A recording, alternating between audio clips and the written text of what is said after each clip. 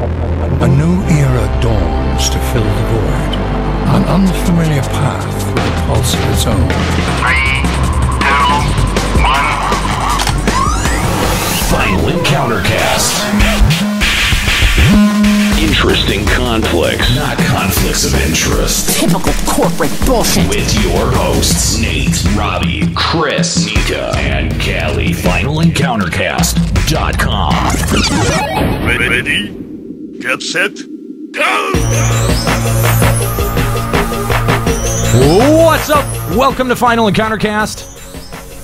Thank you for joining us on this Sunday and every Sunday here on twitch.tv/Final Encounter Cast. Join us live at 5. I'm glad that you could... You've been aching to say that, I know. You? 15, 5:15. Yeah. Live at 5 here on twitch.tv/Final Encounter Cast. Excited to have you all with us today. We've got some exciting discussion topics and, of course, the latest in gaming headlines and news. Guys, we got a lot of news to tear through here. Thank you guys for joining me. Of course, joining me as always, we've got Robbie, Chris, Callie, and Nika. Oh, man. We're starting to settle in on our weekly schedule. I gotta say, it feels pretty good. When we started settling in doing LBR weekly, I think that was a way bigger adjustment than doing FEC weekly has been, and I'm really enjoying it. I'm looking forward to finding things to talk about each and every single week. So thank you guys for joining us, and make sure that if you haven't yet, hit that follow button and check out the show over at FinalEncounterCast.com. Let's see. We got a bunch of exciting stuff to talk about, including aging gamers. How is the gaming community? How are gaming devs going to react to an aging game population, an aging gaming population? We'll be talking about that today on the show. And if we get to it, we'll also be talking about some more YouTube drama. So we've talked about that a couple of times in the last couple of weeks. But it's the gift that keeps on giving. It sort of is, isn't it? And given the Reddit AMA that I did and that we all took part in over the past week, I think that defending the type of content that we make and defending the type of content that we do might be something worth looking into and might be something worth talking about. So if we have time, we'll get to that. Like I said, we got a lot of news to cover. So why don't we do that and check out what is going on with the news? I'm here to do the news tonight. And that's the way the news goes. Ladies and gentlemen, we interrupt this program to bring you important news. Here's a story that's out of this world. All right, here we go. Are you okay? Oh my god. So What? I want to see a bit fall flat on his face. Holy shit. Oh man, yeah. Yeah, you ever seen a bit implode live on the air? Holy God, that did not go well. Here comes the bit. The look on his face, too. The bit comes to completion. We even saw it through. There you go. Good Lord. That was awful. Wow. You really, really botched that one. All right, guys, tune in next week for another botched bit. This is the second show in a row because last time he just forgot what he was going to say. Oh, yeah. So it's like 2 weeks in a row on his face. You can just see, fuck my life. Why it not working? All right, news it up. All right. News it up, newsman. The Persona 5 website currently has a timer on it counting down along with the phrase, "Take your heart." The timer will finish counting down on May 5th, and speculation is that we'll finally get a solid release date on the game at that point. Persona 5 is widely expected to release in summer of 2016, but that's what's not known is if that is only the Japanese release. Interesting. Well, any news on Persona 5 I think is going to be a big deal. A lot of people really looking forward to that. One of the few RPGs that we know is going to be coming for the new console generation. So, yeah, I think that it's pretty cool. Yep. Five Nights at Freddy's creator Scott Cawthon has everyone buzzing again as he has posted on his website a picture of a new animatronic face and the text, "Sister location, there was never just one." Stop! This, of course, leads us to believe that a spin-off game is in the works, but there are no other details available yet. Knowing Scott, though, I can't imagine we'll be waiting long. Oh my god! Are you done with Five Nights at Freddy, Nero? Dude, I'd never gotten on that train to begin with. I'd never gotten on the Five Nights. I was gonna say because have you even played one? Fuck no. Why do you care then? Because they're so like they're so, I don't know, trendy. But now it's Five Nights at Phillips. Oh, maybe it'll be who gives better. a shit. Yeah. BioShock creator Ken Levine is working on an interactive live-action movie adaptation of The Twilight Zone, which will allow viewers to choose the adventure themselves to an extent. Much like the Twilight Zone show, Levine's BioShock series tended to focus on the larger truth and critiquing morality as we view it. There currently is no release date available. I thought that was very interesting. Choose your own adventure movie. Not so much that, but just Ken Levine, who does BioShock, now doing something with Twilight. Button, and you'll go the path that the majority chooses. Right. I don't know. That's so next gen. Every time you go to the movie, it'd be different, depending on the maybe. I mean, I guess how many choices do you get? I mean, you could do it very cheaply with an app, I guess, and just do it with a smartphone app instead of having to... I don't know what to make of it that it's going to be an interactive movie. Here's my problem with that is the only experience I have with an interactive movie was one of those Final Destination movies where you're able to like choose the adventure as you went along, and it was awful. And really all that's going to be is everyone in the audience will have a voting button and you'll go the path that the majority chooses. Right. I don't know. That's so next gen. Every time you go to the movie, it'd be different, depending on the maybe. I mean, I guess how many choices do you get? I mean, you could do it very cheaply with an app, I guess, and just do it with a smartphone app instead of having to install a whole new system in a theater. Oh, great! Now we're going to be encouraged to have our phones out in the theater. That's already a thing. The fucking millennials have been begging movie theaters to allow texting during movies, and supposedly AMC is going to allow that. No, not even guys. We're late to the party.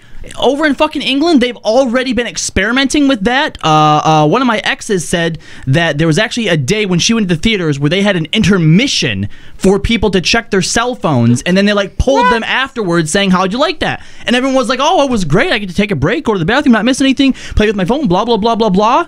So yeah, apparently that's the thing that people really want. I'm not opposed to an asshole. I'm not opposed to an intermission in movies, but to check your phones? Fuck that. Yeah, I mean, it seems really unnecessary, and allowing phones in theaters, I think, is a really, really bad idea. Yeah. I know that, I mean, if they do that, I'm never going back to an AMC theater. Okay, first of all, AMC retracted that statement. Oh, did they? Once they got backlash from it. Secondly, is that it's not like the phones aren't allowed currently. Like, I see people with their phones out all the time. Like then you should be throwing shit at them. You shouldn't have your phone out to be respectful, but they don't In fact, they don't kick you out. I'm going to start taking a bag of marbles to the movie theaters. If I see you on your fucking phone, I'm pelting you in the back of the head. You know, that was one of the few fights that I've ever been in my life was when I was at a movie theater with my girlfriend. I don't even remember what we were. Oh, we were seeing Big Fish, and decent movie. Not a bad movie, not a bad flick. But the guy behind me just answers his cell phone in the middle of the movie. I wouldn't do that. And I turned around and I was like, "Get off your fucking phone!" And he was like, "Fuck you!" And then I recognized the kid from high school. It was on. And I proceeded to fucking punch him over the seats and beat the shit out of him, and I got thrown out. I mean, we legitimately got thrown out. Of course, you were fighting. Yeah, I don't see any problem with that. He's sweet date. Finish the show. Fuck him. I gave him a bloody nose. I felt really good about it. So well, you see Nihilist27 saying, and then Robbie gets beat up by a big biker guy. Is first of all, I would be throwing them in the dark. And they wouldn't know it was me. Sneak attack, bitch. Robbie doing it from the back, as usual. All right, it was announced last December that Paramount and Hasbro would be teaming up to create their own cinematic universe around IPs like G.I. Joe and Mask, and they have now announced some of the talent signed to bring this universe to life. Pulitzer Prize-winning author Michael Chabon and Guardians of the Galaxy screenwriter Nicole Perlman will both be penning the scripts for the first few movies of the new universe. Everybody's getting on this cinematic universe. They Everyone really is. They so are. And the thing is that, I mean, like, did the 2 shitty G.I. Joe movies that you already made with Channing Tatum, like, why? Nobody wanted those. Nobody liked them. Excuse me. Channing was briefly in the beginning of the second one, but he actually died off, and it was mostly about The Rock. Does anyone care about G.I. Joes anymore? No, that's exactly my point. Well, here's the other problem. Because Marvel was the one who did it organically the first time, everyone else scrambling to do it now, like, we see it coming, nobody fucking gives a shit. Yeah. This isn't something that I think you can actually build up. Look at the reaction and response to the Batman v Superman, the first attempt to really sort of recreate what Marvel has harnessed, and nobody cares. And nobody cares. If nothing, a lot of it is open hostility. Yeah. Well, who the hell in the Paramount Hasbro universe do we care that much about that we want to see the universe come to life? It's not even that. I mean, Universal's trying to do it with their old school monster properties. They're like doing it with, like, Dracula and Frankenstein and the Werewolf and Swamp Thing. They're doing it with a Star Wars, adding that 7th movie in the Star line. Wars, you could argue, kind of did it first, but I don't think we Right. really had the concept of what a cinematic universe was back then. Well, I mean, you could argue the same for the Universal monster movies. They were all already crossed over and kind of set in the same universe. They're kind of the originator of Star it. Wars is different because Star Wars' universe originally included everything, including novels, video games, like everything was one universe. So it wasn't just like this, it wasn't like the cinematic universe separate from the comic book universe. Plus, Actually, there was like 6 different canons for that. Can we just like rip the entire joke apart until it's not even remotely funny? Oh, well, Can maybe we do that. Can that be a thing? Maybe what you should start by doing is telling jokes that are actually funny. Well, it wasn't funny until everyone made it funny. No, it wasn't, bro. I'm sorry. Yeah, I'm sorry. Look at your face. It's really unfunny. Thanks. Anyway, all right. Said that right. How am I supposed to follow that? I have no idea, but it's your job. Figure it out. Every generation of kids gets their own Power Rangers cast, but the current generation will be getting a reboot of the original series, including their nemesis Rita Repulsa. After 10,000 years, she is apparently free to dress a bit more skimpy. Her new outfit looks like a mix of the Borg and Poison Ivy.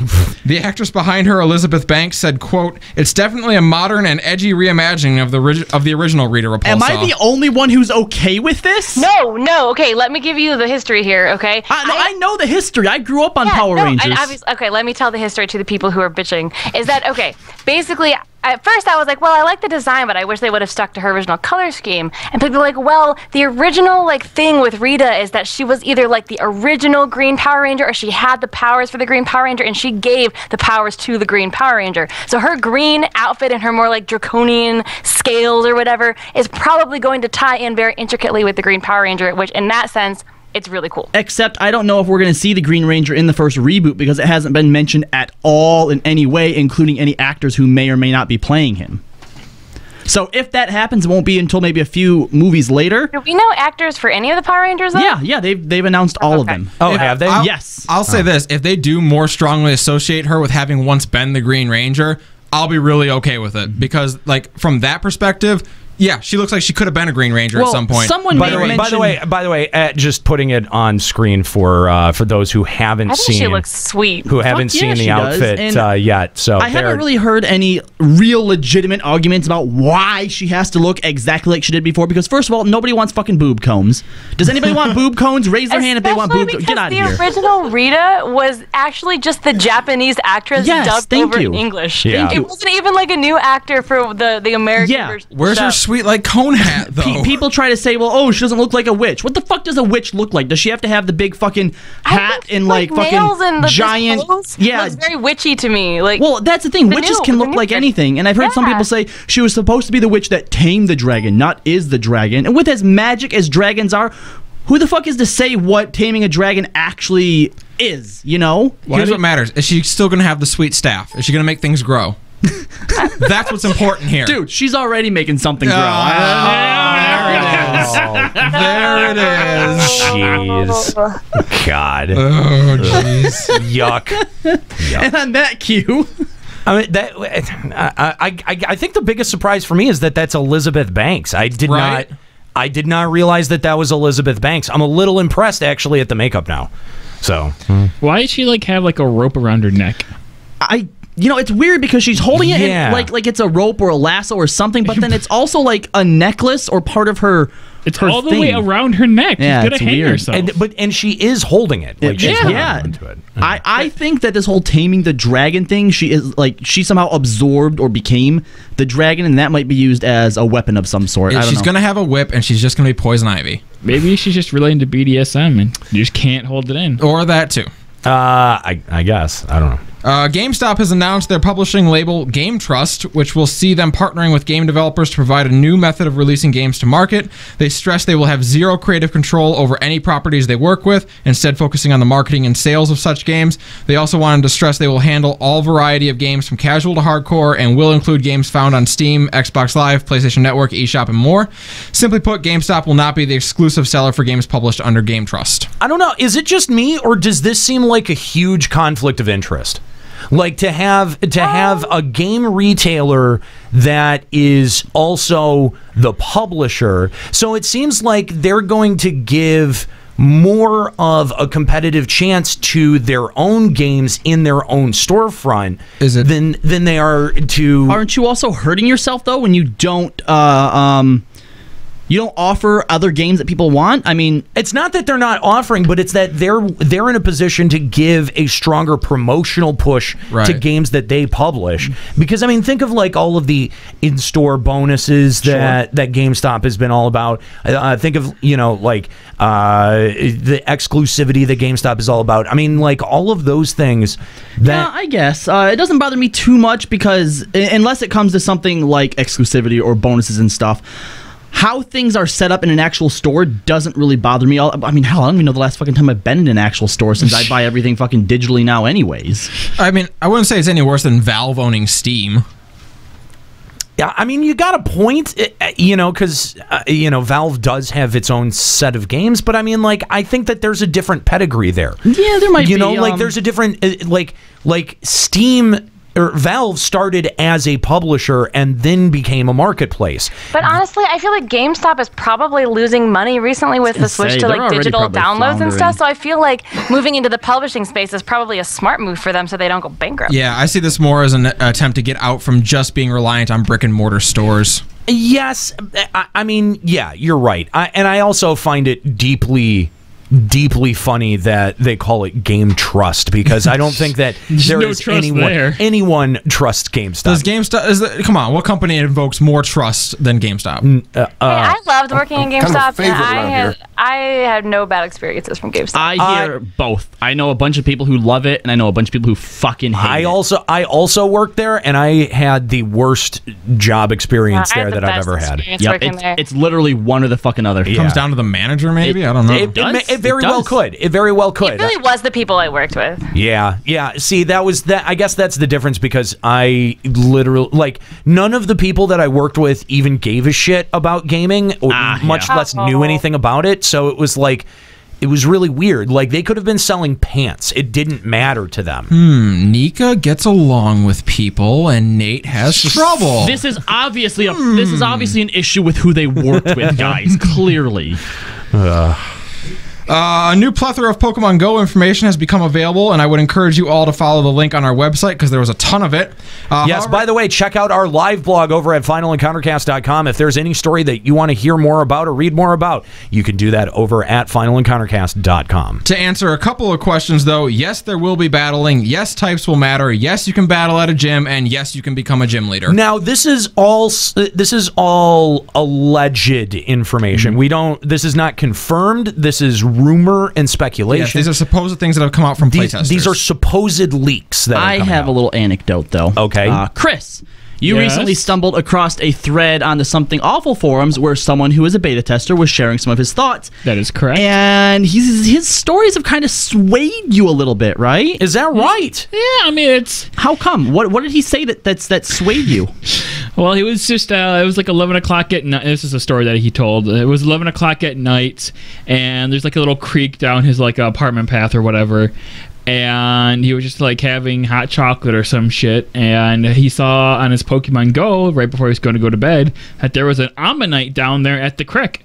And so he started rushing to put on pants because he hadn't even seen one before. So he had to go get that Ammonite. Must get pants. And by the time he put on his pants, the Ammonite left, and he was really... It was gone. This was in the middle of the post where he's replying to other people. So randomly, he's just like, yeah, there's this thing down with the gold. Like, and oh my God, there's an Ammonite there. I haven't even seen this yet. I gotta go. And then edit. Fuck, I didn't even get my pants on and it disappeared. Oh, wow. So, in short, what you're saying is the idea that you have these little stories and these little anecdotal things to tell that's going to be different from all of your friends is what's kind of maybe turning you on to the game.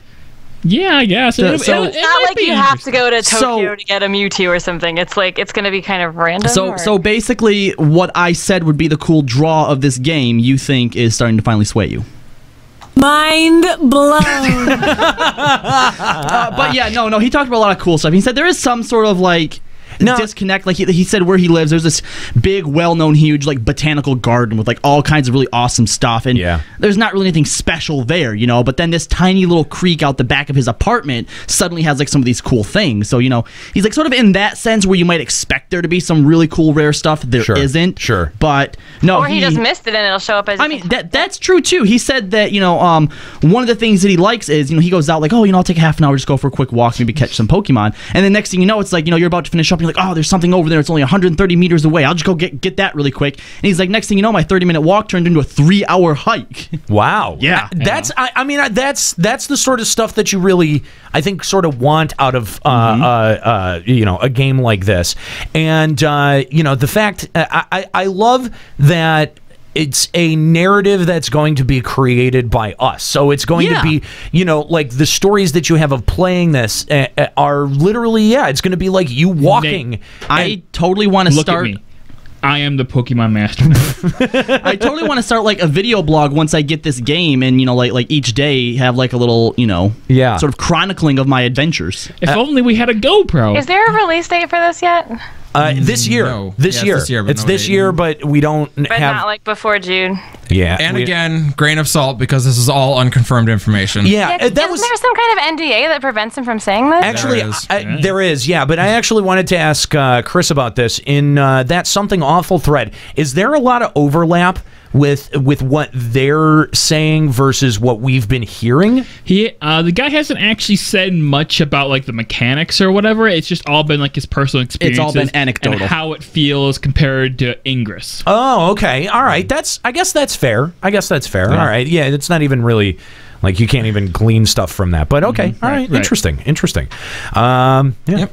So reports are surfacing. The upgraded PS4 we spoke about recently is codenamed Neo and features upgraded RAM, CPU, and GPU. And every new PS4 game will be required to have functionality on both the PS4 and the Neo. I think that's an important note to make, that it's not, you know, like they have no intention of making Neo exclusive games, which is that's a really, I think that would have been a really bad misstep on their part. Yeah, they said pretty specifically every game will have to have 2 separate builds within it to be able to support PS4 and Neo.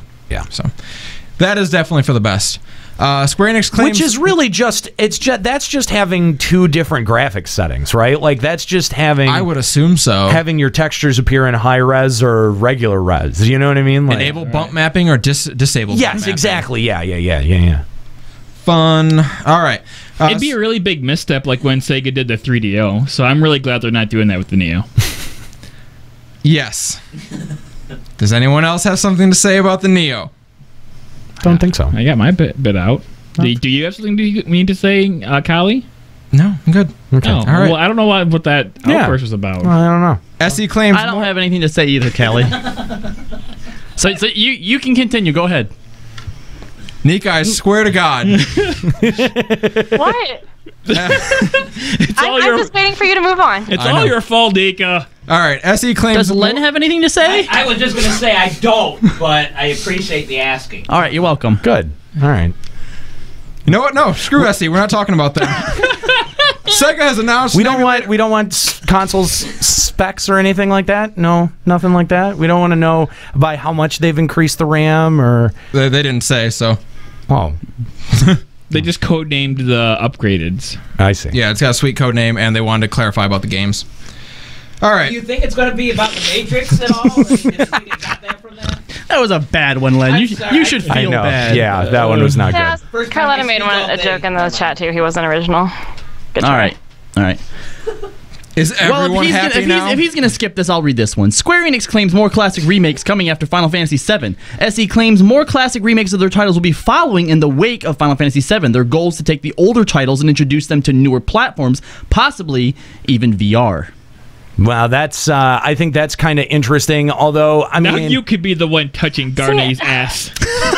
It's cool and that's exciting, soft. but like it just really goes to show that Square Enix is completely out of ideas for new IPs, and their only like selling point is remaking old IPs. I don't know if you can necessarily say that they're completely out of ideas, but with how I think some of their big mainstay games have been trending downwards. I mean, we even touched last week about how the director of FF15 has said this is the make or break. Right. I think when they look back at their older IPs, that's guaranteed money. Right. And it's safer than trying to make new things. Right, and I'm kind of sick of companies playing it safe. I want some company to take a risk. Like, come on now.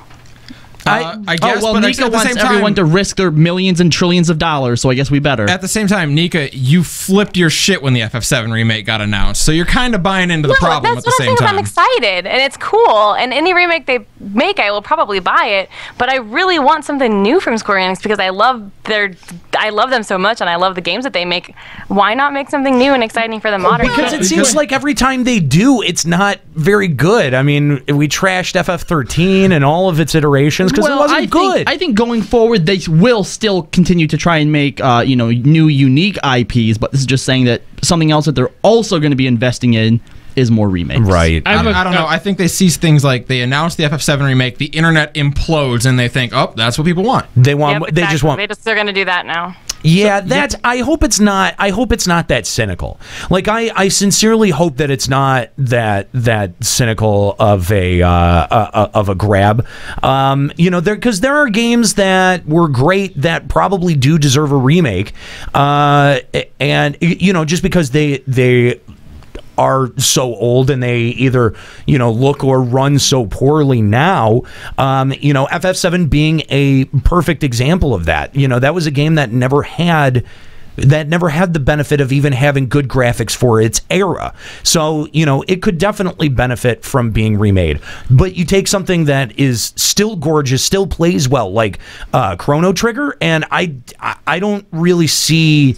I don't see why this is necessary. What does VR add to Chrono Trigger? Yeah. I saw a headline, and this was still early this morning, so I don't know how much weight there actually is to it, or even if I'm recalling it correctly. But I think it was in the wakes of these, there has been a rumor starting to arise that they're looking at making not a Chrono, and I don't know if it was Trigger or whatever or Cross, but it was something to do with a possible sequel to one of them. No, what you're talking about is the spiritual successor that they're working on right now. Okay, so they are actually working it has on a very similar battle system. So if you take Bravely Default, and if Bravely Default is set up on a lot of the mechanics that was established by the Final Fantasy series, this new series will be similar, as in it will use a lot of the same mechanics that Chrono Trigger did. Gotcha. Wait, so they are developing a new IP then?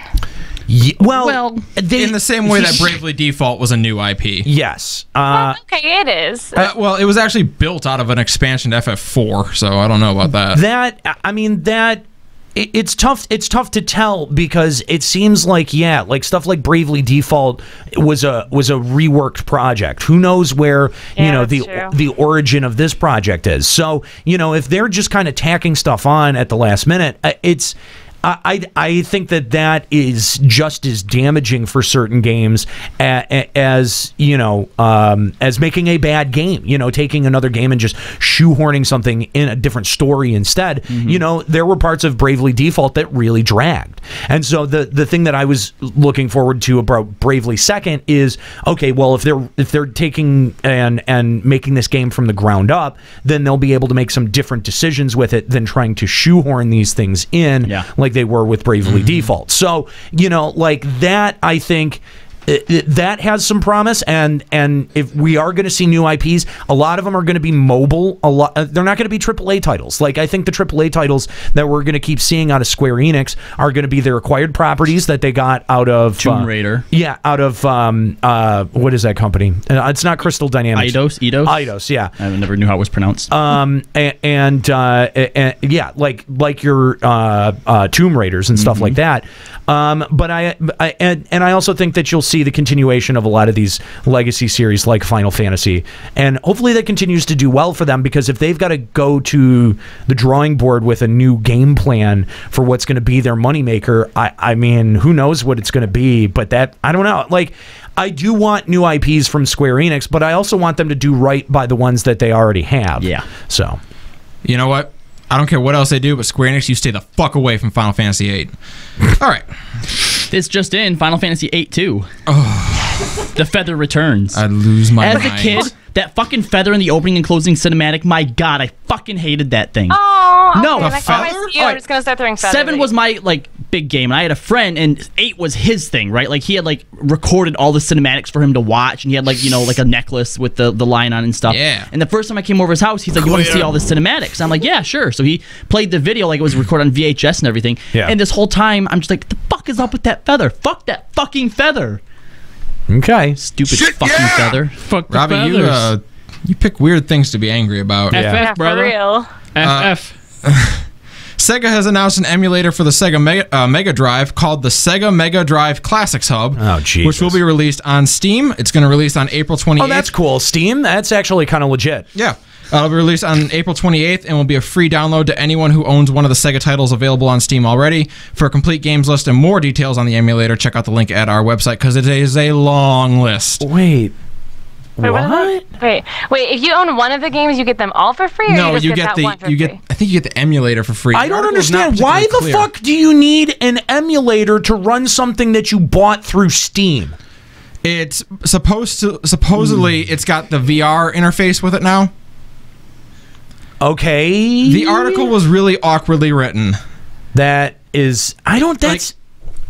strange to me. Unless the emulator is also coming with more games that aren't currently available on Steam. And they're just saying, hey, if you've already supported us, we're just going to give it to you for free. Maybe. I don't get it. Like, as far as I can tell, the details on it are pretty scant. Why do you need a Mega Drive? They described it as you being able to do like the VR interface, and it would like put you in like your room, and you'd be able to like look at like the old CRT TV to like boot up the game or something like that. There was a lot of weirdness to it. What? Yeah. That's bizarre. Yes, it was very bizarre. That's very strange. Okay. So they VR'd an entire emulator just so that you could be looking at an old... They VR'd an entire room and then put an emulator in the CRT TV? That's bizarre. What? What are you talking about? That doesn't make any sense. It's like I say, it was written weirdly, but you can go check it out at the website, and maybe you can tell me what it means. All right. So after 15 years, Runescape has officially ended Java support and moved to a new game client called NXT. Thank God. The result is improved graphics and smoother performance, and it also came out for free. So, great. Why is that game still around? I don't know. It's been around for like 20 years now. I played that game in my high school library, okay? RuneScape was my first MMO, and I think I got like through the tutorial, and I was like, wait, am I actually talking to people? I'm confused, and I quit and never played it again. Because it is a parasite that is literally feeding off the blood of the internets. I can't proclaim to understand it. I never got into it. Like, it was one of those that I knew about, but I was just like, yeah, it's not my thing. Actually, Chris, I think that's probably how it survives, is just like high schoolers all over the nation playing it in the library. Well, not anymore, apparently. Yeah, now that it doesn't support Java anymore. It's very strange to see a game that old completely reworked onto a new graphics engine. Actually, I think the one I was thinking of was Ragnarok Online. Oh, that was the one I started with. You fucking weeb. Yeah, Ragnarok was... Okay, I played Ragnarok. My friend handed me a disc in high school, and he's like, this is a fun game, you should play it. So I installed it, like I borrowed his disc, and I actually probably still have it in a box somewhere, and got confused, and I quit. I'll admit it, I played Row. My girlfriend in college was really irritating and would cut into my FF11 time a lot, and so I tried to find a bunch of MMOs. Like, I would throw MMOs at her just to like try to waste her time. And Ragnarok Online was one that that she had actually liked and tried to get me to play it one time, and I played 30 seconds of this, and I was like, nope, I'm not. No, I'm killing what? I'm killing jellies? No, fuck this. I'm out. So you got in a fight in a movie theater on a date and just used MMOs to get your girlfriend distracted away from you. Pretty much. Yeah. Man, you were an awesome boyfriend. Although something like RuneScape, though, it really did kind of put perspective for me. Like, my little cousin, who at the time was like 8 or 9, and he has like reading disability, and he's always a little bit behind in school. But when you ask him like about the different runes and magic spells, he would sit there and recite and name like by numbers all the different things, and I'm like, this is kind of, it's kind of cool what video games do for like the brains of kids and like how it helps them with. She's like, melt them. She's like, you are a promising future raider. I commend you. Just thinking about it from an educational point of view and how it helps him remember numbers and statistics and like big vocabulary that in general he wouldn't have remembered. And I just thought that was really cool. No, you're wasting your time. Most teachers would look at that as like, you're wasting your time. What are you doing? Well, most teachers that I had growing up. That game probably did for him in a few hours what it takes you years to do for children. No, stop that. That was mean. What a dick. She had to hold it in. I like being able to see her face when we get these burns on her. Like, you can see like the anger contorting behind her. Very specific information. Do your job. All right. Steamforged Games and Bandai Namco set about crowdfunding a board game version of Dark Souls. They were successful in reaching their goal within 3 minutes of posting it on Kickstarter, and currently the game has raised over £500,000. How much is that in dollars? It's a lot of dollars because a pound is worth more. That's to the surprise of nobody. I think that Dark Souls 3 is probably one of the most played games right now. Definitely is up there on the Twitch boards. A lot of people talking about it. A lot of people making YouTube videos about it. Lots of people just wanting to play a board game version of it. That they can lose like within 5 minutes and flip the table. But seriously, how does a board game of that work? Because I imagine it would be a lot like the WoW board game, where the whole you wanting to kill yourself for playing it part comes during the setup and the takedown, which even separately take twice as long as playing the fucking game. It's true, it does. I don't know. I stopped playing board games entirely when I was in college. So I don't know, but I think there will be a backstabbing mechanic. I think the last board game that I played was probably the WoW board game with you guys. That was probably, and it was terrible. It was awful. It was not fun. It was not at all a fun game. So I don't think I would be the best person to ask an opinion about this. But I mean, good for them. I love board games, but I don't know how they're going to turn Dark Souls into one. Like there are games out there that have like good backstab mechanics where you kind of work as a team, but at any given moment someone could betray the rest of the group. They might go that route with it. I don't know. I have no idea. That would be a totally different game. Like, there's an actual game called Betrayal, but there's a lot of games that have the Betrayal Zeldoria says, I just lost 30k souls today and got mad and went to another game. I don't blame you. I lost 13k last night and was pissed. Good noobs. And that's the thing. That seems like a lot of souls. If the game doesn't kill you in the first 10 minutes and you don't rage quit it immediately, then it's not a Dark Souls board game. Yeah. Okay. Amazon has stopped selling certain AAA titles to non-Prime customers. While this isn't the first time they've done something like this, it is the first time they've done it on a major title like GTA 5. My question is why? What do they gain? I don't get that. Yeah, why? Shit. They want more people to buy Prime subscription. Sure. I can't buy GTA 5. I better go to another retailer. Yeah. I mean, like, I don't know. Like when you have your choice in retailer like you do right now, like why would you feel locked into going to Amazon for anything? Right. Unless you plan on giving sweet ass deals. It's not gonna happen. Yeah. Which, I mean, they have talked about having really good deals for Prime customers, like 20% off any game you pre-order. Like, yes. That's pretty cool. So maybe if they're trying to like funnel people towards that, I get it. But I don't know if just locking out people from buying them is a good way to go about it. Here's the other problem. When it comes to PC versions of the game anyway. Sure. Steam. Yeah. Like whenever the digital marketplace, yeah. Whenever anyone I work with or even don't work with gets into an argument between like them having consoles and like me being on PC, I'm like, all right, how much did you spend on the last 3 games that you bought? Probably what, $180, right? The last 10 games that I bought, $60 max total. Yeah, you can't fucking compare with that. The Steam sales are a big one, but I mean, like, outside of that, the convenience of having the digital copy. Yes. I mean, it's hugely convenient. Yeah. So Origin. You mean Amazon? No. we mean Someone fuck actually said Origin. an Origin. I'm like, fuck Origin. No. Origin is annoying. All the Origin done is keeps me from having all the Mass Effects on my computer. So yeah, Origin is stupid. There's no question about that. But anyway, that seems to be a weird decision from Amazon. Yeah, be curious to see how that pans out. Anyway, at PAX East, Gearbox confirmed that their next game after Battleborn and its DLC will be a new Borderlands game. Yes! Thus far, the game is not even named, but they have confirmed it will be their next title. Borderlands 3. Duh. Borderlands 3? Yeah. Well, that's funny. They suggested that, and then the reply was like, we don't know about that. It might be called Borderlands 4. Fine. Borderlands 3. Borderlands twat.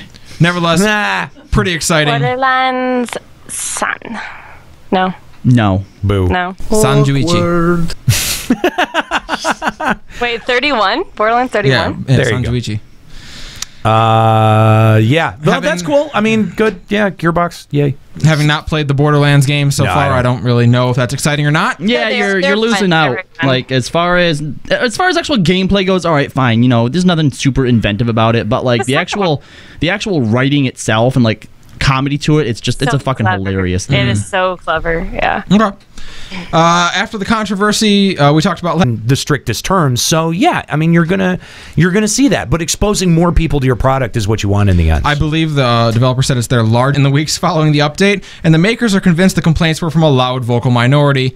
To which we are not very surprised, I would say. Yeah, that's exactly what we were saying. I mean, Nika, I think you even asked last week, like, what's the point in even talking about this? It was an arbitrary decision that they made. Well, they made a good decision because it brought a lot of attention to their game, and a lot more people are playing it as a result. Whether or not they stick around is another question. That's true, but I mean, in a game like Rust that is, a bit transient, like that isn't, like it's gonna have players that come and go from it. It's not it's not quite an MMO in the strictest terms. So yeah, I mean, you're gonna see that, but exposing more people to your product is what you want in the end. I believe the developer said it's their largest uptick in sales after a patch since like their first 6 months of development. Oh, there you go. So yeah.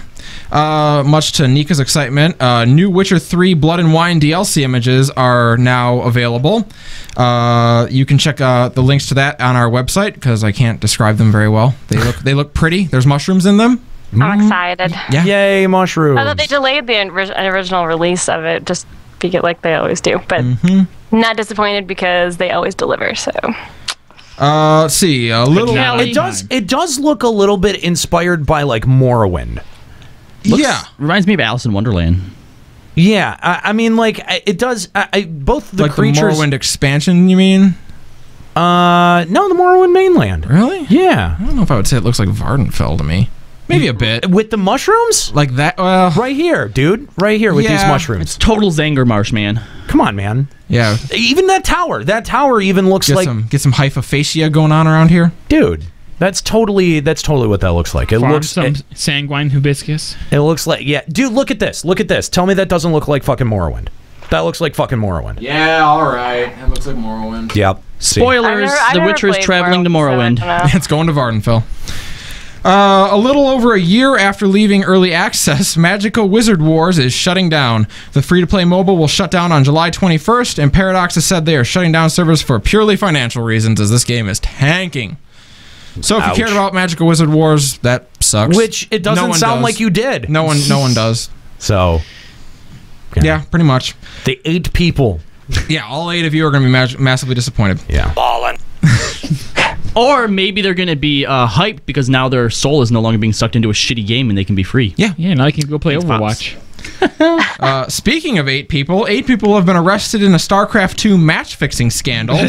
What? Though names have not yet been released, one top-tier Starcraft 2 player was arrested and fined 70 million won, which is roughly $68,000 US, for manipulating 2 matches. 4 brokers were additionally charged for facilitating the match-fixing, as well as 2 financial backers, one of whom is currently at large.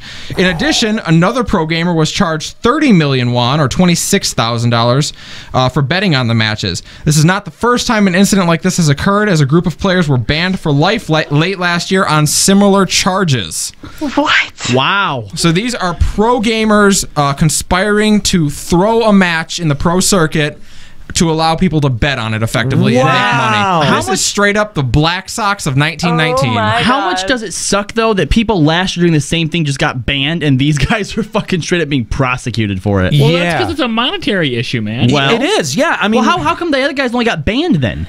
Was it in a major were they tournament? staging matches specifically so people could profit? Maybe they didn't have the proof necessary to like correlate how much money they were able to get off it. I suppose that could be true. Any of those circumstances could be true. Follow the rules. But that is incredible. 8 people arrested over match fixing in pro esports. Well, but that's the thing, though, is that anything that you can bet on, you know, like if you're fixing the outcome, you're doing that. That's illegal. That's flat out illegal. It doesn't matter what you're doing it related to, whether it's, you know, a game of jacks or fucking Major League Baseball. If it's fixed, and you can't fucking do that shit. There's another player who goes by the handle Life, who's currently under investigation for the same thing. He's one of the best StarCraft 2 players ever. Ooh. Yeah, I mean, he won the world championships like 3 times. I have no idea why he needs to be match fixing. Serious? Well, for money. I mean, to help people win money. If you throw a match and someone bets on the other person, then they win the money. Nika, I think we understand the basic premise of it. I think what he's saying is, if he's that good, how is he like starving for money? You win massive amounts of money when you win the world championships. How do you have to be like, shit, I am the best StarCraft player on the side of the planet, but I need to throw a match to get money. You know what I mean? Well, are you sure he's not doing it to like help friends win money? Like maybe. Because you're not going to bet on your own He's still under investigation, so I don't want to cast too many stones at him. Yeah. But he is being investigated for it. All right, so I would like to really quick voice my displeasure with Callie. I had put several iterations of the word penis throughout that outline, and he missed and didn't stumble over anything. Like, he just kept reading. That's because I have the version that I loaded up earlier on my phone that doesn't have those. Oh, son of a bitch. Eat it. Oh. Because as soon as I finished the outline, I loaded it up on my phone so you can change it. That's smart. Smart idea. Smart idea. Eat it, dude. I'll get you yet. You and your little Len too. You know, the other thing I wanted to mention, over the weekend I had watched a pretty interesting documentary. It's on Netflix if you guys want to watch it.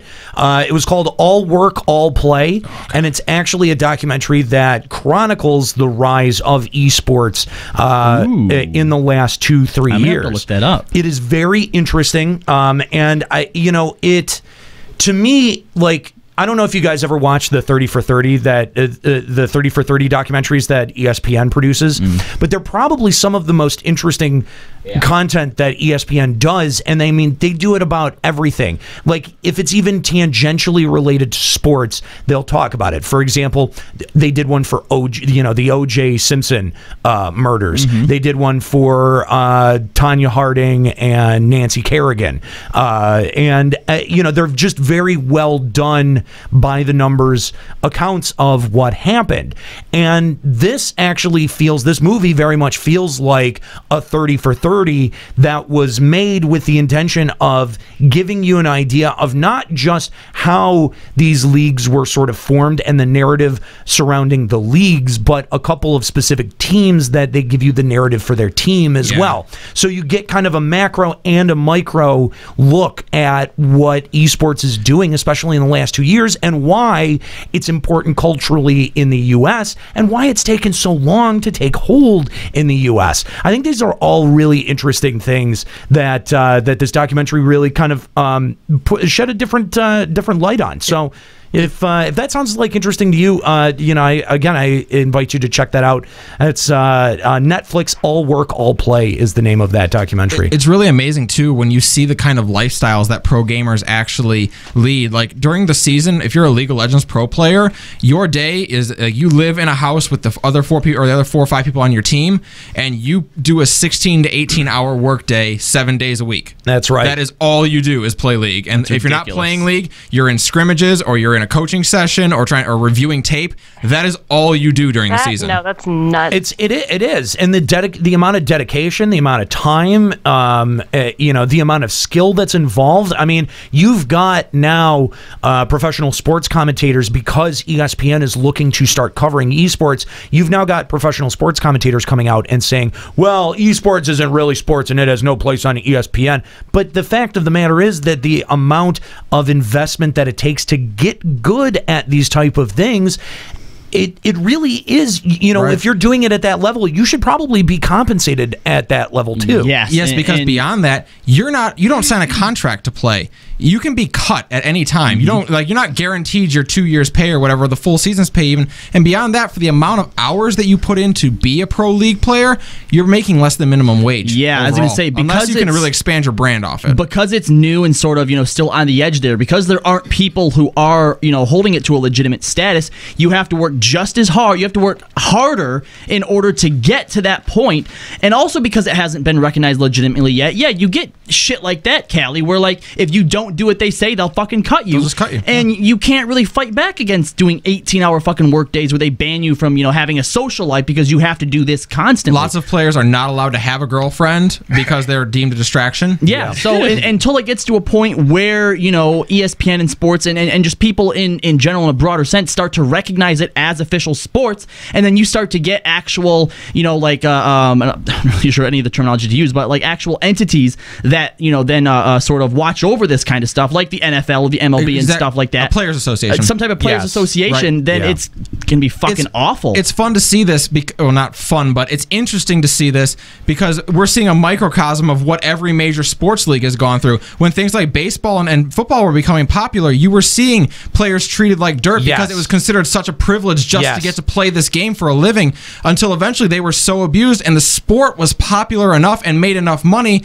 that they could unionize to protect themselves a little bit. Right now, if all the players just decide to unionize, people are like, all right, fuck you. Yeah, we'll get fuck other you. players. Except the problem is there are so many people out there who would do that I don't know that there's as many that would take what it needs to do what it takes to be competitive, because you've got a international competition sphere, and you forget that the competition is going up against other countries and their work ethics and their ability to train. So if you have a group of people that you just fire because you don't get along, then you know, like how many people at that skill level are you going to be able to get in to replace them? Well, here's the problem. I mean, I think that's a legitimate question, and I also really appreciate the point that you brought up, Callie, is that, you know, and it really struck me while watching this, is that, you know, if there were as many cameras and as much media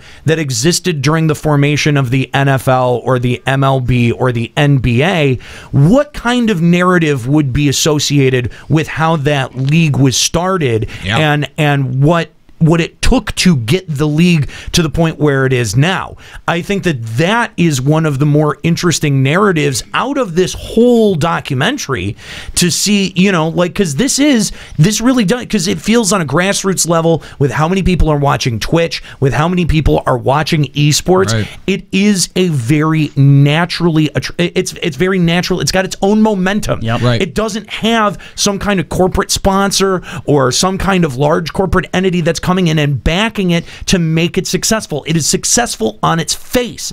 And that's why ESPN can't ignore it. They may go, video games on a conceptual level, but when you look at the audience that is walking out that door to go to Twitch or whatever other service is going to cover this kind of content, then you're looking at huge amounts of wasted revenue. Like that's just huge potential that's wasted and gone out the window. Nihilist in the chat saying, no one wants to watch people play video games.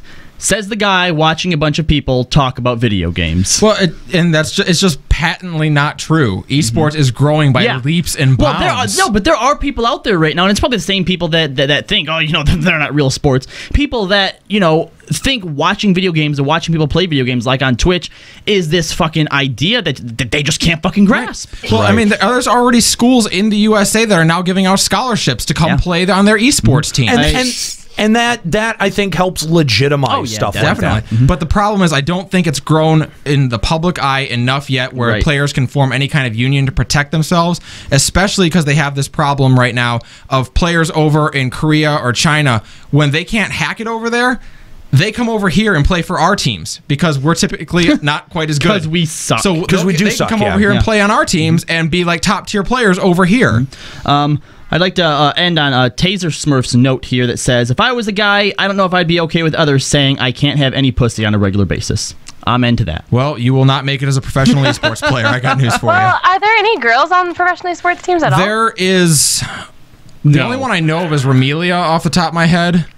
But you know, there. It's not to say that those opportunities don't exist. No, there's been like I've seen it a couple times with trans players making it in the pro scene. But even then, obviously, you started as a guy and transitioned to female. But I don't know that I can think of any just born female pro esports players. Not in League or Starcraft. Hang on. There was for a while there was a competitive team that was all girls, and I don't remember what they were called. Do you remember the Frag Dolls. The Frag Dolls. Oh, that's an awesome name that too. is an awesome name. Yeah, the Frag Dolls. God, I think that was back in the days of Halo 2. Okay, it was a while ago, but I mean, like there are definitely competitive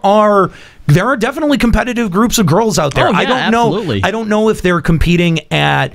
On StarCraft 2 and League of Legends in the same way, but yeah, absolutely. Another reason you need a player association to bring something like this together is because when there are girls who are at the top tier, leagues like this, then you get, the people who think it's okay to trash talk stuff like, I hope you get raped, I hope you die, blah blah blah blah blah during actual matches, and then be like, it's okay because it's always been this way. Right. Oh, and I mean, you're gonna have the people saying, well, we can't have a girl living in the gamer house either because all these players who are on teams, they do live together. That's true. So you're gonna have that barrier to be broken down. That's true. But again, we're just it also depends on if they were friends beforehand and what their dynamic is. Like you almost never were friends beforehand in the pro game series. You're just not. Because and once you're in the pro game series, you're not friends. You're coworkers. You really are. I mean, I want to say in that movie they had a team that was the longest running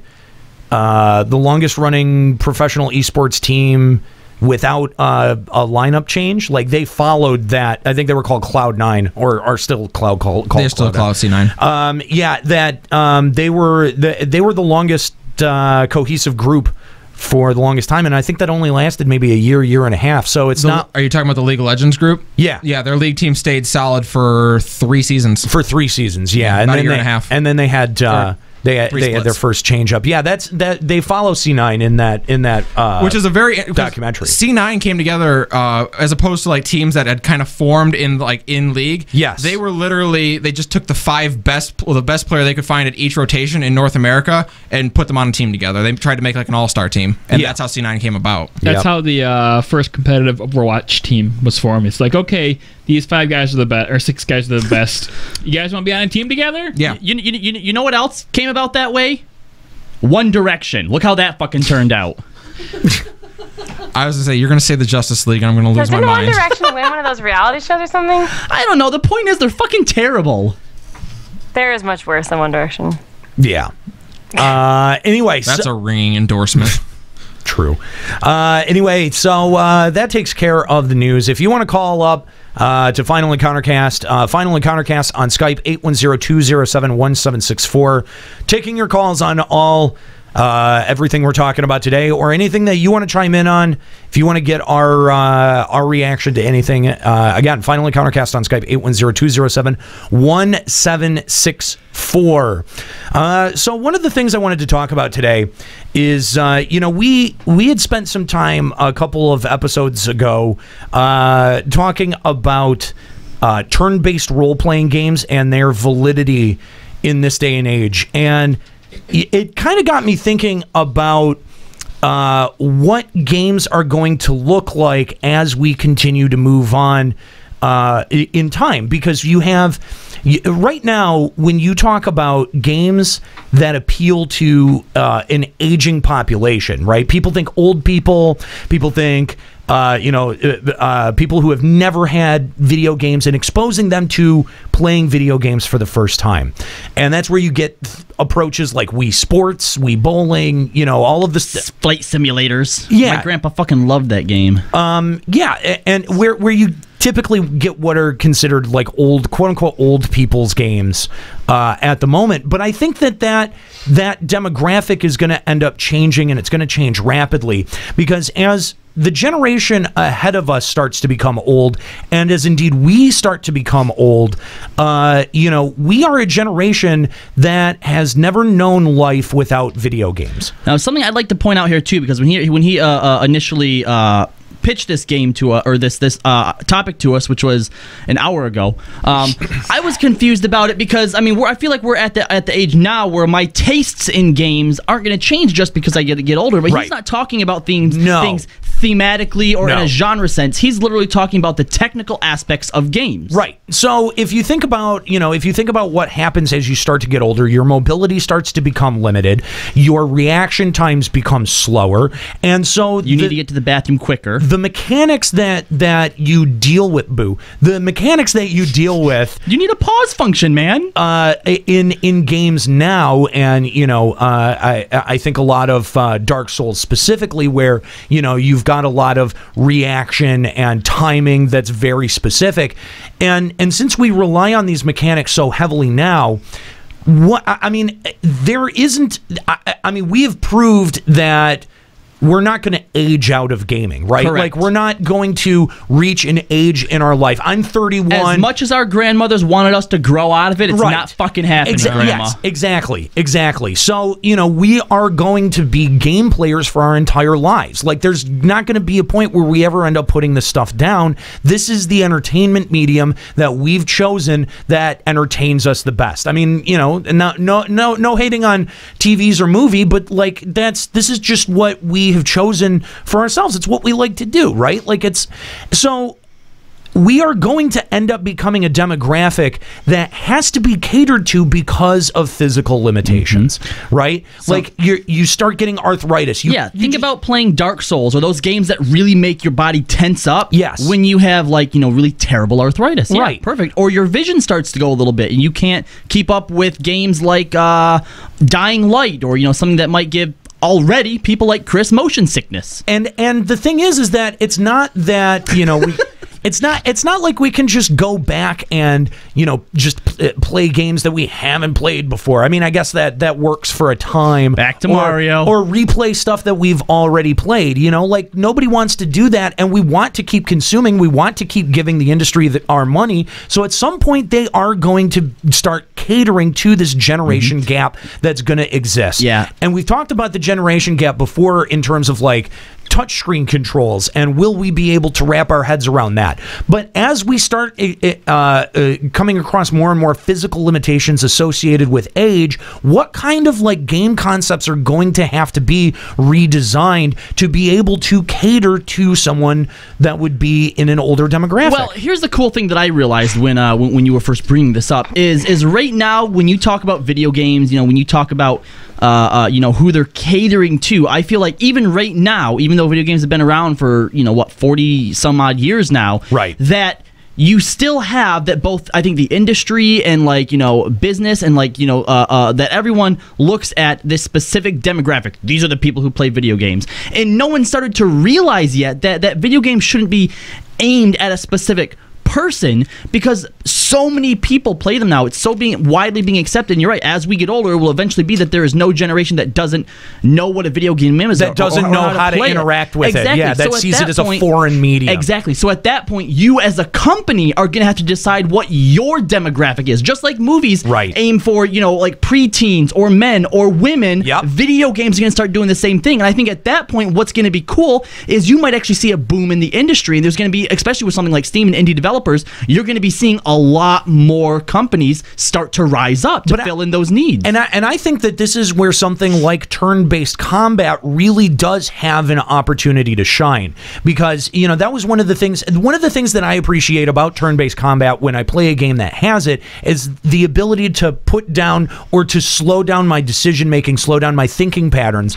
And for as much as I like a game like Dark Souls 3 where it's all about reaction and waiting for the perfect moment to strike and learning and correcting mistakes, for as much as I like that, I also do like a very slow, methodical process of deciding, okay, what am I up against in this battle? What's the best approach to take? Magic, damage, what is my healing strategy? And you get a lot of that through just plain old turn-based combat. I think that has its place more in if the game is played very tactic style, but I think the basic turn-based as we know it, like with the graphics and the technology that's something the PS4 provides for us, and you have like this really in-depth, almost real-life looking character who's standing there bopping up and down like this, waiting his turn to attack. It's not realistic, and I don't want to say my immersion, but honestly, like when you have graphics that are that great and such an immersive world, and you have a character literally standing there like this, like but there's up the whole experience of the game. I hate it. You can do other. I mean, there are other idle animations that you can do besides bobbing up and down. Yeah, because here's something to fight. You're gonna stand there and just watch your friend get beat up. No, you're not. You're gonna run over there and help. Like that's not how fighting works. And so, like, I get it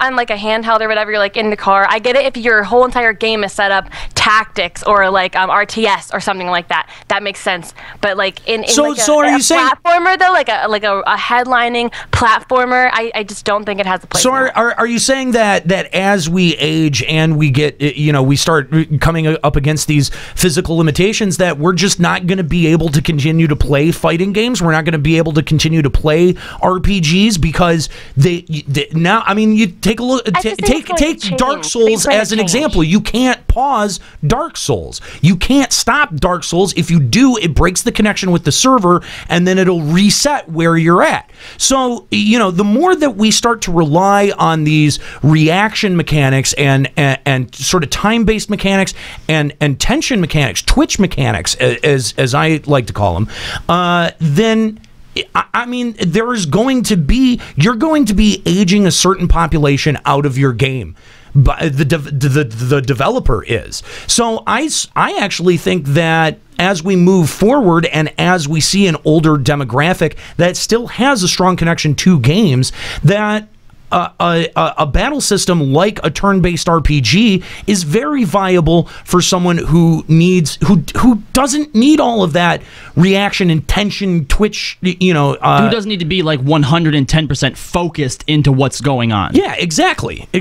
And I it may feel like a waste of resources, Nika, but I don't think it is, because when you look at what it takes to really design a game anymore. I mean, yes, as long as you have, as long as you have a good art team, you can get away. The Order 1886 or whatever the fuck that is, that was an indie game. And it was done with it was short, it was a small game, but it was done with fully realized rendered graphics through the Unreal 4 engine. Not to mention, Nika, that the other thing you have to consider is just because our technology and our tech is getting better and better and better, and game producers and developers are able to make more and more realistic looking things, maybe in the case of a turn-based MMO or RPG, yeah, you're right, an actual realistic character standing there bobbing might look ridiculous. So maybe for a game like this, they decide to take a different sort of artistic design. Final Fantasy Explorers or whatever that one game is. Which is why it works perfectly on mobile devices, but for a platformer, I just don't see where it fits. All platformers don't have to be hyper realistic. One of my favorite platformers of all fucking time was the Jak and Daxter series, and that was like fucking super cartoony. I mean, look at Kingdom Hearts is coming out, Kingdom Hearts 3, and does that suddenly look hyper realistic? No. But Kingdom Hearts is very smooth, transition-y graphics. Like seeing a character like that bobbing up and down would be just as weird. The thing is that I'm talking about a demographic shift to be able to necessitate the shift, and it seems like you just don't. Like you're just like, leave it in the past, and no, I don't think so. I mean, but you've and now you've doubled down. You've doubled down on the argument again to relegate it to handheld systems only. I just think that that's a really bad argument. We don't see enough shit released for the Xbox One and PlayStation 4 as it is. Period. Okay, I don't really, and we're starting to see a definitive slowdown in AAA titles. AAA development has slowed to a snail's pace. I mean, we used to get tons of AAA developed titles. I know, Assassin's Creed a year, and now it's slowed down a lot.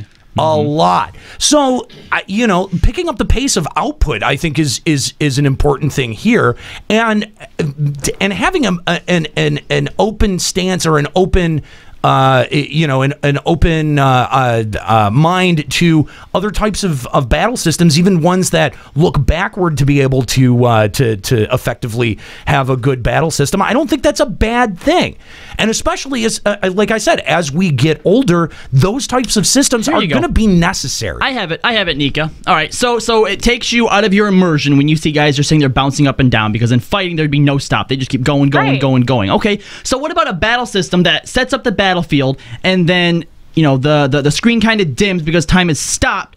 You select all your actions, they're all executed at the same time, then it stops again. So it's more like what you would see in Dungeons & Dragons. A round, quote-unquote, in Dungeons & Dragons tabletop can take fucking 30 minutes sometimes if you have people that don't know what the fuck they're doing. But in, quote-unquote, real game time, that entire round was only 6 seconds worth of combat. Well, but why do we need everything to be, again, hyper-realistic? Just for Nika's sake. I hit the button 5 times, so I've got 5 slashes that my character did.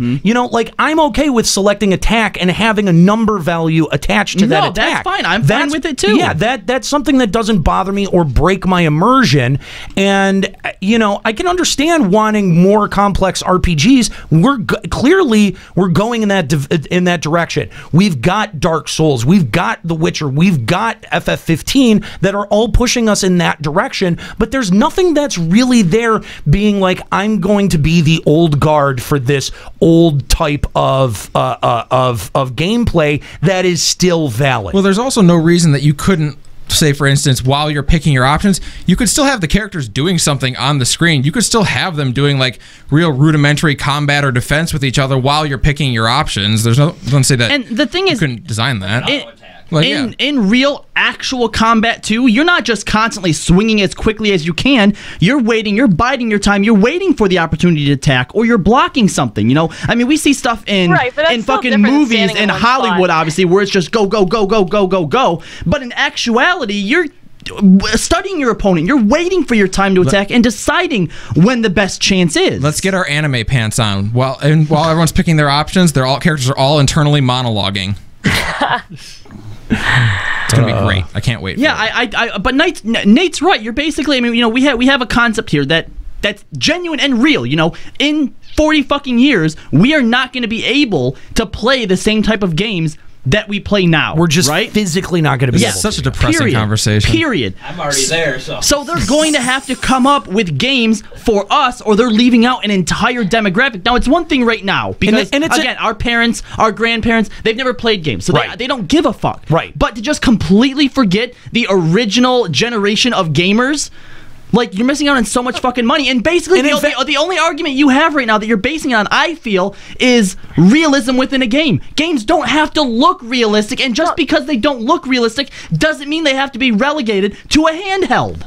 Maybe, but with the way that the graphics work and the way that they're going to get better and better and better, like, it's going to be more and more awkward the better they don't have. No, you're not listening. The graphics don't have to get better. When someone makes a new game, it doesn't have to be hyper realistic. Okay, Undertale. Like, there's Undertale. That's an indie game. It was an indie game that won and was nominated for how many fucking awards this year?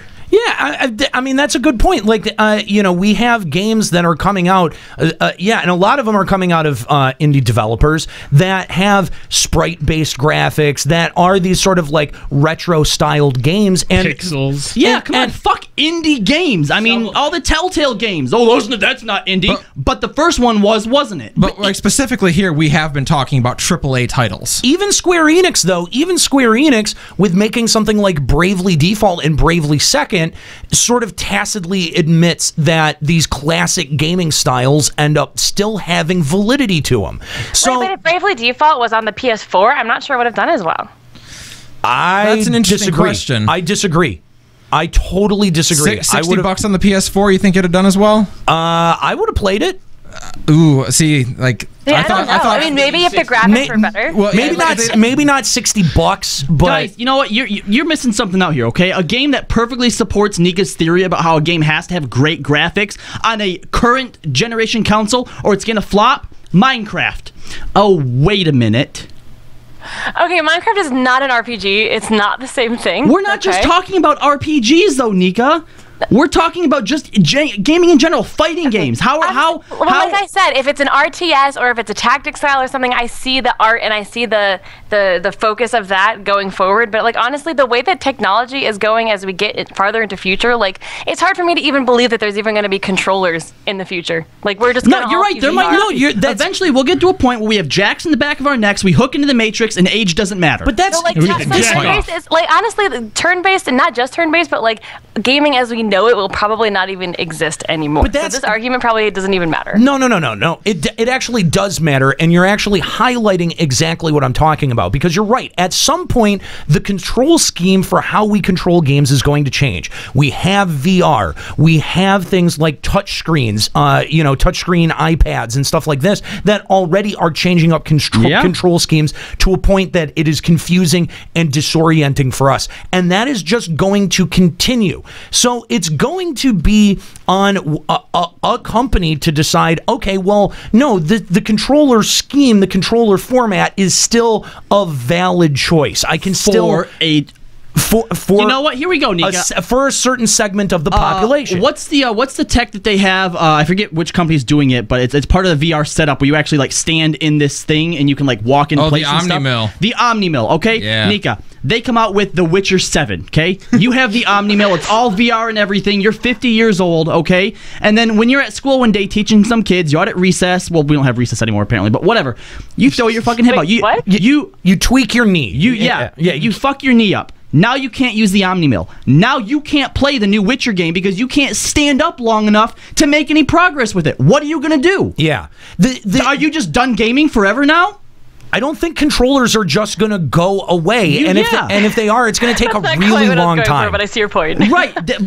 And that's what we're trying to illustrate here is that something has to happen somewhere to help compensate people that aren't going to be able to keep up with what current trends in gaming are. Yes. I just have this sad image of 70-year-old me walking into a GameStop and some like 18-year-old walking up and like taking me over the arm to walk me over to the old folks section where he sees greatest hits, Final Fantasy 8-2. Yeah. And like I have this one tear that goes down my cheek as he's like, well, let me see if I can find any of our old PS5 controllers, Granddad. Oh, and I'm just like, God. When I was your age, I had respect for my elders. Kind of. Wow, that's so next gen. By the way, let's go to the phone lines, taking a call from Evil Lives. What's up, Evil Lives? How's it going? Hey, how is it? I had an interesting thing to comment on. Yeah. Back in 2142, if anyone remembers that Battlefield game. Oh, yeah. I was part of a gaming clan that one of our members was 72 years old. Wow. That's 75? That's pretty impressive. 72. That's pretty impressive, I got to say. And one of the things he was amazing at, and he was in the leaderboards, like in the top 15 of the world, because they kept stats for that, as a sniper. And he why? You know why? He probably was a sniper. He was probably legitimately sniping gooks in Vietnam. He said the reason why he was so good, or the way he felt he was so good, was because his age, he wasn't able to keep up with the fast pace, but his age allowed him enough patience to make the shots. Yeah, that's cool. Yeah, that's fair. From a distance, when you're playing the sniper in a first-person shooter, you don't have to make large, fast movements. Well, he was probably having flashbacks while looking through the sky. He was scope. a retired Army colonel. I believe it. Yeah, see, exactly. Yeah, he was a Vietnam vet. I guarantee you. He either went over and killed some Vietnamese or some Koreans. Mm-hmm. One of the two. I almost guarantee it. And that's the thing, is that like when you like that utilizes a skill set that somebody developed in the real world and then made them translate it to the digital world, which is, I mean, that's the cool thing to watch about older generations who end up getting into video games, because that's really cool. Like they're taking legitimate skills that they've learned out in the world and then applying them digitally and getting some of the same satisfaction out of it, some of the same emotional satisfaction back in FF11, my benefactor had a boyfriend who didn't play FF at all, right? And they had made a bet. He's like, because she was always complaining she could never make Gil in FF11, which was a completely different economy. So they had a bet. He's like, I bet in a week. He goes, give me a target and I'll make that for you. So she's like, all right, 60 mil, which was a lot in that game back then, right? Sure. So he took the bet. In 2 days, he had that money. Wow. Just off of what she had on her character already. Wow. He took like a day, going through and like analyzing the auction house and stuff like that. He's an accountant, by the way. Yeah. And yeah, made her more money in 2 days than she had ever had in her entire career on that game. He probably RMT'd it. No. Whatever. No. By the way, if you are Vietnamese and offended by my use of the word gook, I was just quoting that guy.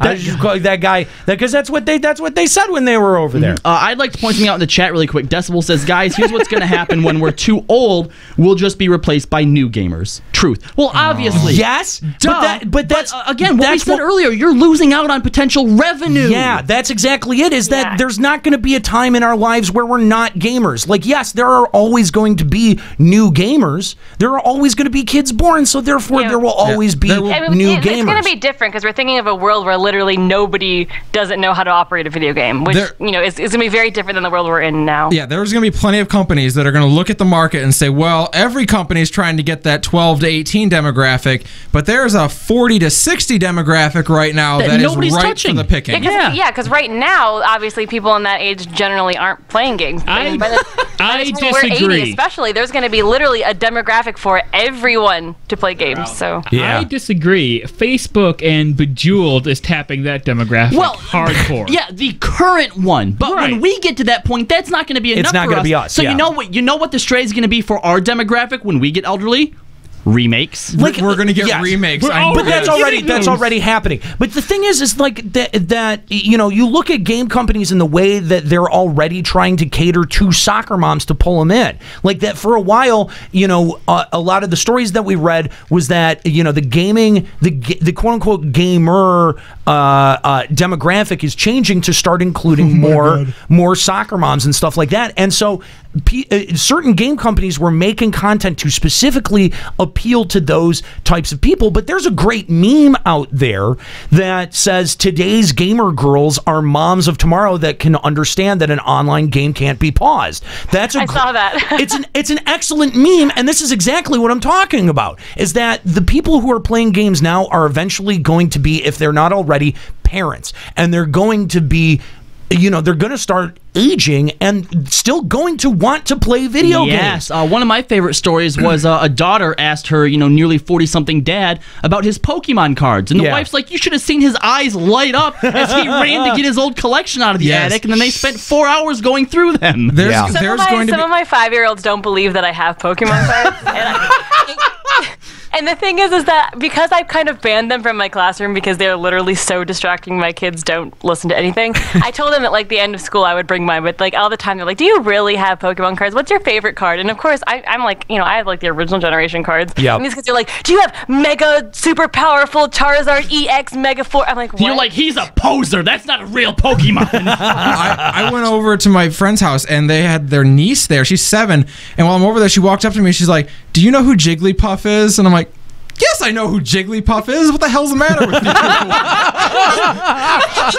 Pokemon is Jigglypuff, and they have no idea who she is. It's really funny. Like, they know all these big ones from the cards, but they don't really play the games or watch the show. They just collect the cards. Yeah. So, like, I have kids that know and love Charizard, but when I said, oh, do you know Charmander? They're like, who? Charmander. It's really interesting demographic. Nika's kids triggering her. There's going to She was like, oh my god, I'm like, do you know what Bulbasaur is? And they're like, huh? She's like, that's it. Today's lessons plan is canceled. I'm teaching about the original 150. We're doing first gen. We're going to watch a movie today. It's called the Pokemon movie. No, but they know like Mega Spotted EX Venusaur or whatever, but they've never heard of Bulbasaur. EX Deoxys Y. There's going to be a show in 30 years called Final Encounter Blast, and they're going to be complaining about how the game companies are making games for the older generation and we're ruining gaming. If we all have kids, can we force them to do a show called Final Encounter Blast? I still can't get over the fact that his actual response to a little girl was, of course I am. What the fuck is wrong with you? To point out, I did not swear at her, but I was just like, "What? Of course." Oh my god! But yeah, like that's the thing is that we're never not going to be gamers. We're always going to want to play, but there's going to be a point where our physical ability is going to end up running up against our skill in the game. So that I think is very very interesting to talk about. Evil Lives did just real question, quick question, follow up.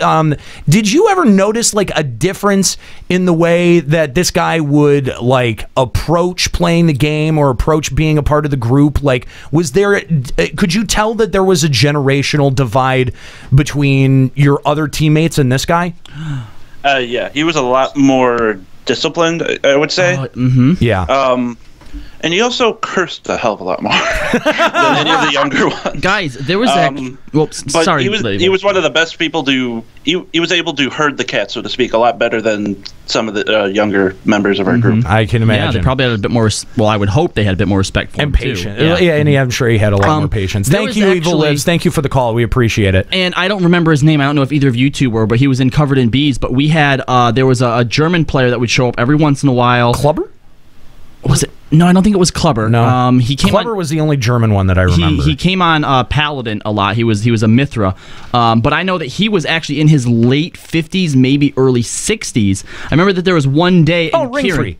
I wish he listened. I'm kidding. But I remember there was one day that Kieran had dropped like all three of like the really really big drops, and it was his time for all of them, and nobody like raised a stink because everyone knew how long he'd been waiting for them. You know, like how patient he had been. You know, he never got like up in arms about anything like that. Yeah. And I think that that goes to show that older people, I think that's one of the major strengths they have over us is patience. Yeah, absolutely. Thanks for the call, Evil Lives. We appreciate it. If you'd like to join in on the conversation, Final Encountercast on Skype, 810-207-1764. Kooky will toss you along to us in the studio.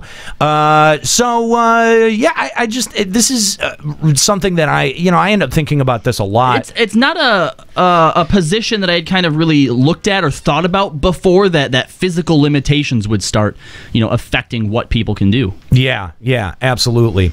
Are you facing your own mortality within gaming? Well, that's why I'm just hoping I'm before I die that we can just transfer our consciousness into cyborg bodies. This is depressing. I'm going to Toys R Us. PC gaming will last forever though for some reason. Like I feel like consoles may change to completely VR, but I feel like PCs will always be there and there will always be a way to emulate old shit. You don't well obviously, but you don't think that eventually VR systems, VR specs are going to start popping out. I mean, on PCPer.com, I noticed a few weeks ago that they had priced like sort of like a medium core VR system at $2,500. Well, that's where everything is moving slowly but surely. But I think Nika's right in that PC will be the one that remains kind of in this era for the longest. I feel like keyboard and mouse is going to be a thing for a while, or even like having like a VR thing in front of our PC.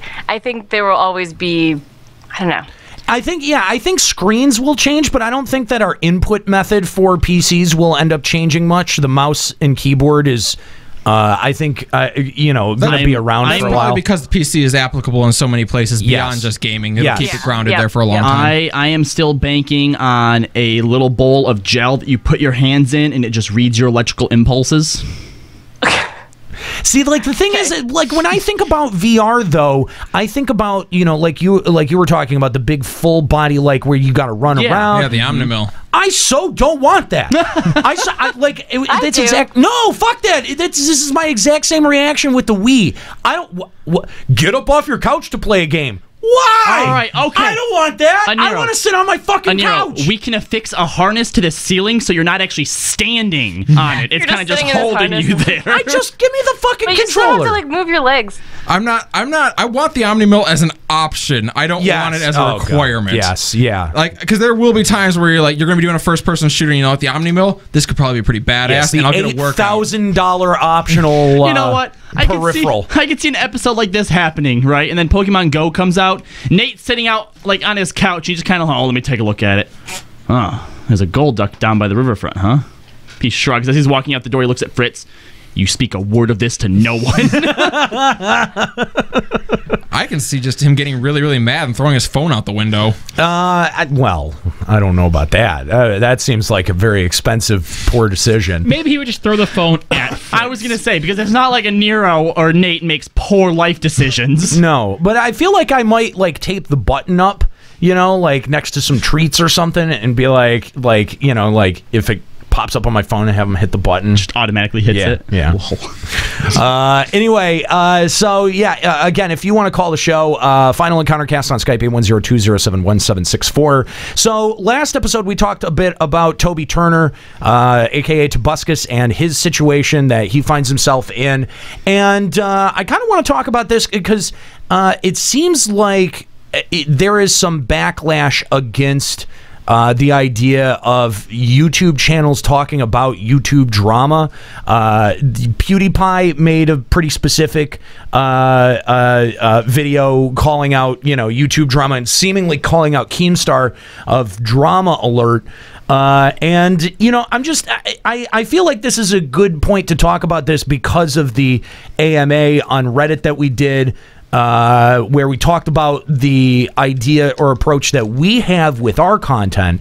And so, you know, I find it interesting to me that so many people are coming forward and saying, well, this is a bad thing. This is ruining the YouTube community. This is ruining the YouTube environment, that this is making, you know, it's making it toxic to create YouTube content, when I don't know. I don't see it that way. I don't see things like Drama Alert as making the community any more toxic or putting any more toxicity out there that didn't already exist. I mean, this is just kind of saying, like, taking a cold hard look at what is already happening out there and reporting it and making a video about it. And I find it kind of ironic that PewDiePie would make a video, you know, slamming YouTube drama and put it up on his YouTube channel and you know, like monetize the thing, because like now he's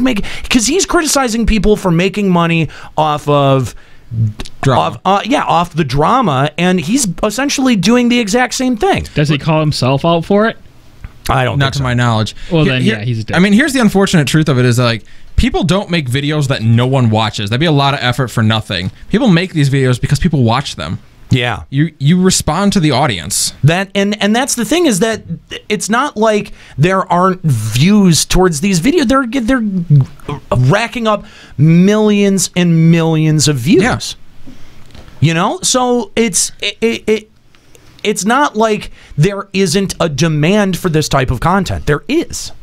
So, you know, a lot of people like to moralize about our content and tell us, like, oh, if you're going to be community representatives, if you're going to be trying to represent the community in any form or fashion, whether it be for Final Fantasy XIV, whether it be for podcasting, whether it be for gaming, whether it be for YouTube. I mean, you can apply this anywhere and everywhere. This expectation exists where if you are notable or if you gain notoriety, you are somehow on the hook for the morality or the moral choices of the entire community, or that you have to reflect those choices in your content, which I think is really, really stupid. I've never agreed with that. And part of the thing that we do here, and part of the thing that I think that we do well, is that we don't just create the same talk shows that already exist out there. We're trying to create we're trying to do, new takes on gaming content that aren't your just, boring recitation of facts or, a countdown of the top 15 whatevers. You know what I mean? Like, we're actually trying to make something a little bit different in the form of, trying to, pay homage to shows like Opie and Anthony and Howard Stern and all of these great broadcasters in the past who have put out wonderfully successful entertainment products, that we are just seeking to do the same thing with gaming. I think one of the big disconnects that people make too is, when you look at some of the bigger names in YouTube or in gaming, people kind of put onto them, like you said, that they are, representatives of our community, of our culture, that they're kind of held to this higher standard. Like there are paragons, and so maybe some people are intended to be like that, or maybe they even put that upon themselves to sort of try and voice the majority of what they see within the culture. Sure. But then in some cases, as is ours, and as is I think Opie and Anthony and Howard Stern as well, is when they do their show, they are a personality themselves. They're not trying to put out any kind of agenda except for their own, and that's what a lot of people sort of misunderstand about us, or I think they just jump to the conclusion of that.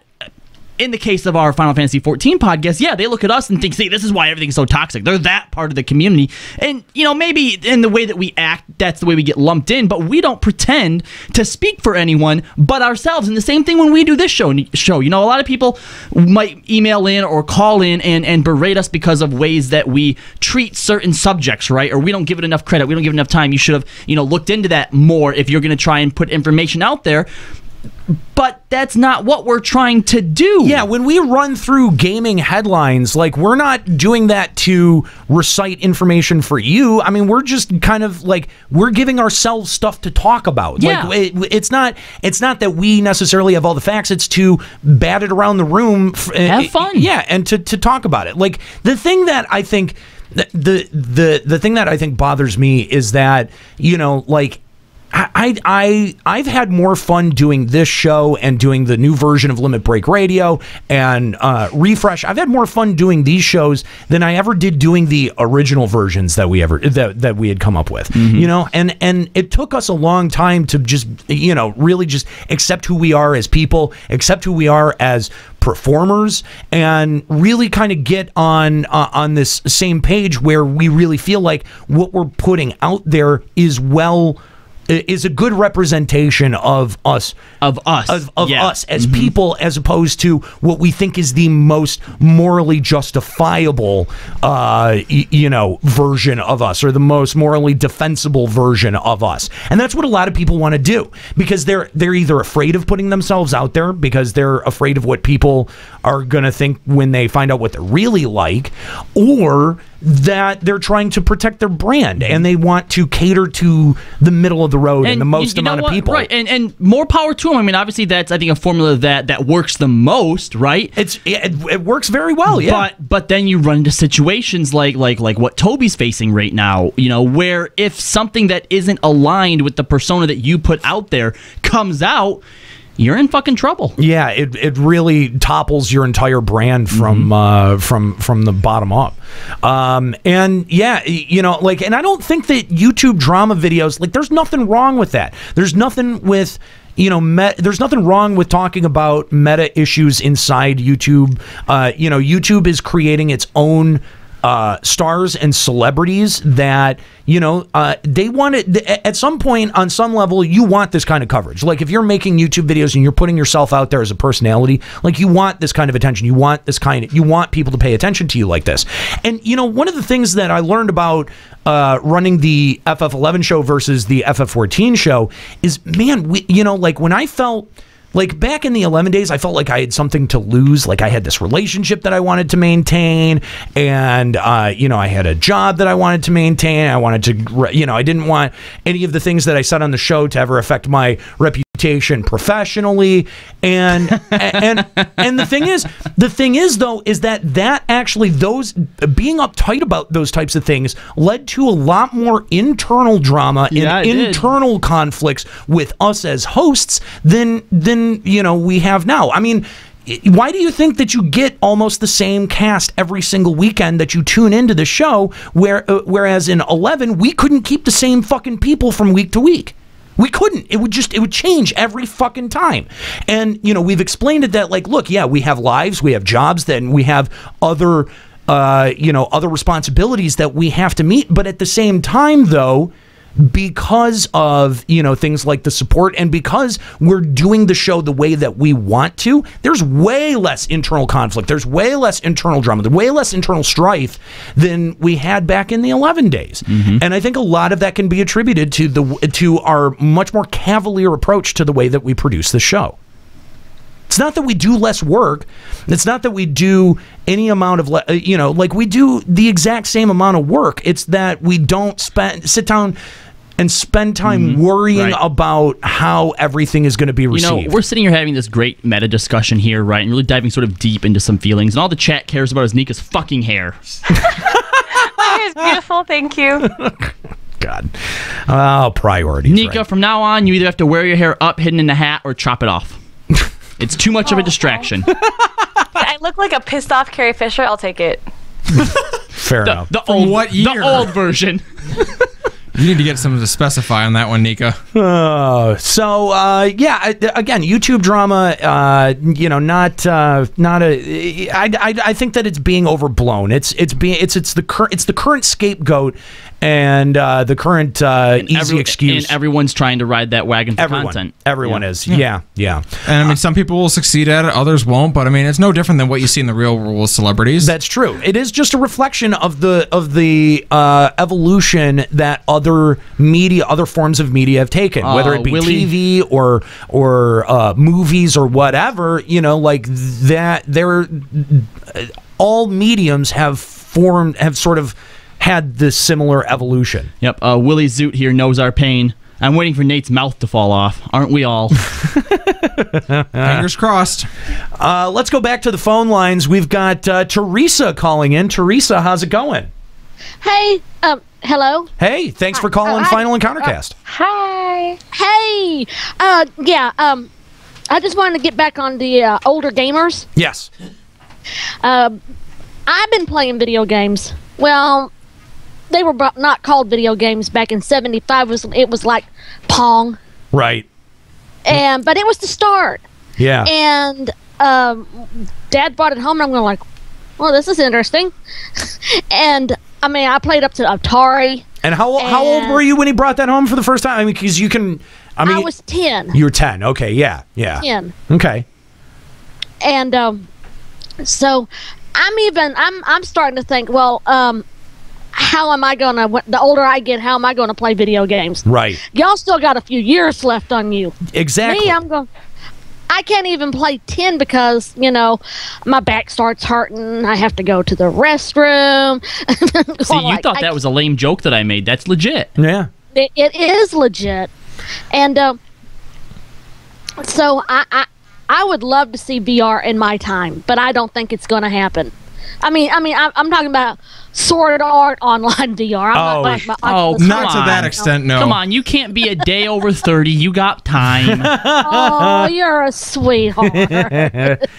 So, like as you get older, what sorts of things are difficult? Like what kinds of gameplay activities do you like start to dread or worry about as time goes on? Arthritis is a big one. Shoulder and the neck. Yeah. I'm already starting to get it playing 14. I'm like, it's like I got to use the Tiger Balm. Yeah.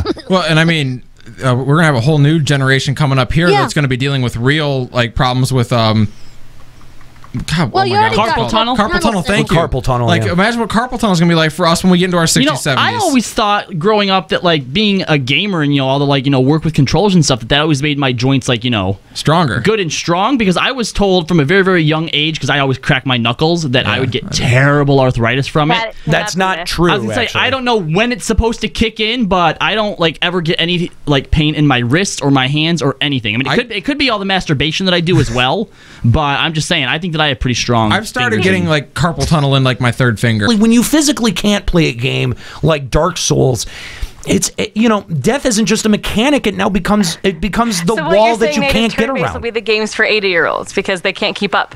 Feel is the air and you just kind of pop it out. So people are like, oh, you're gonna get arthritis. That's not true. I've been cracking my knuckles since 4th grade. It's not true at all. Yeah. No, that isn't true. But you know, the arthritis, I think, is going to be the biggest limiting factor because you know, in gaming you use your hands so much, and and again, like I think that's where a good turn-based battle system really has a chance to shine, because you physically, when you physically can't play a game like Dark Souls, it's, you know, death isn't just a mechanic. It now becomes the wall that you can't get around. Will be the games for 80-year-olds because they can't keep up. To an extent. But that's what we're saying, yeah. But the thing is that they would.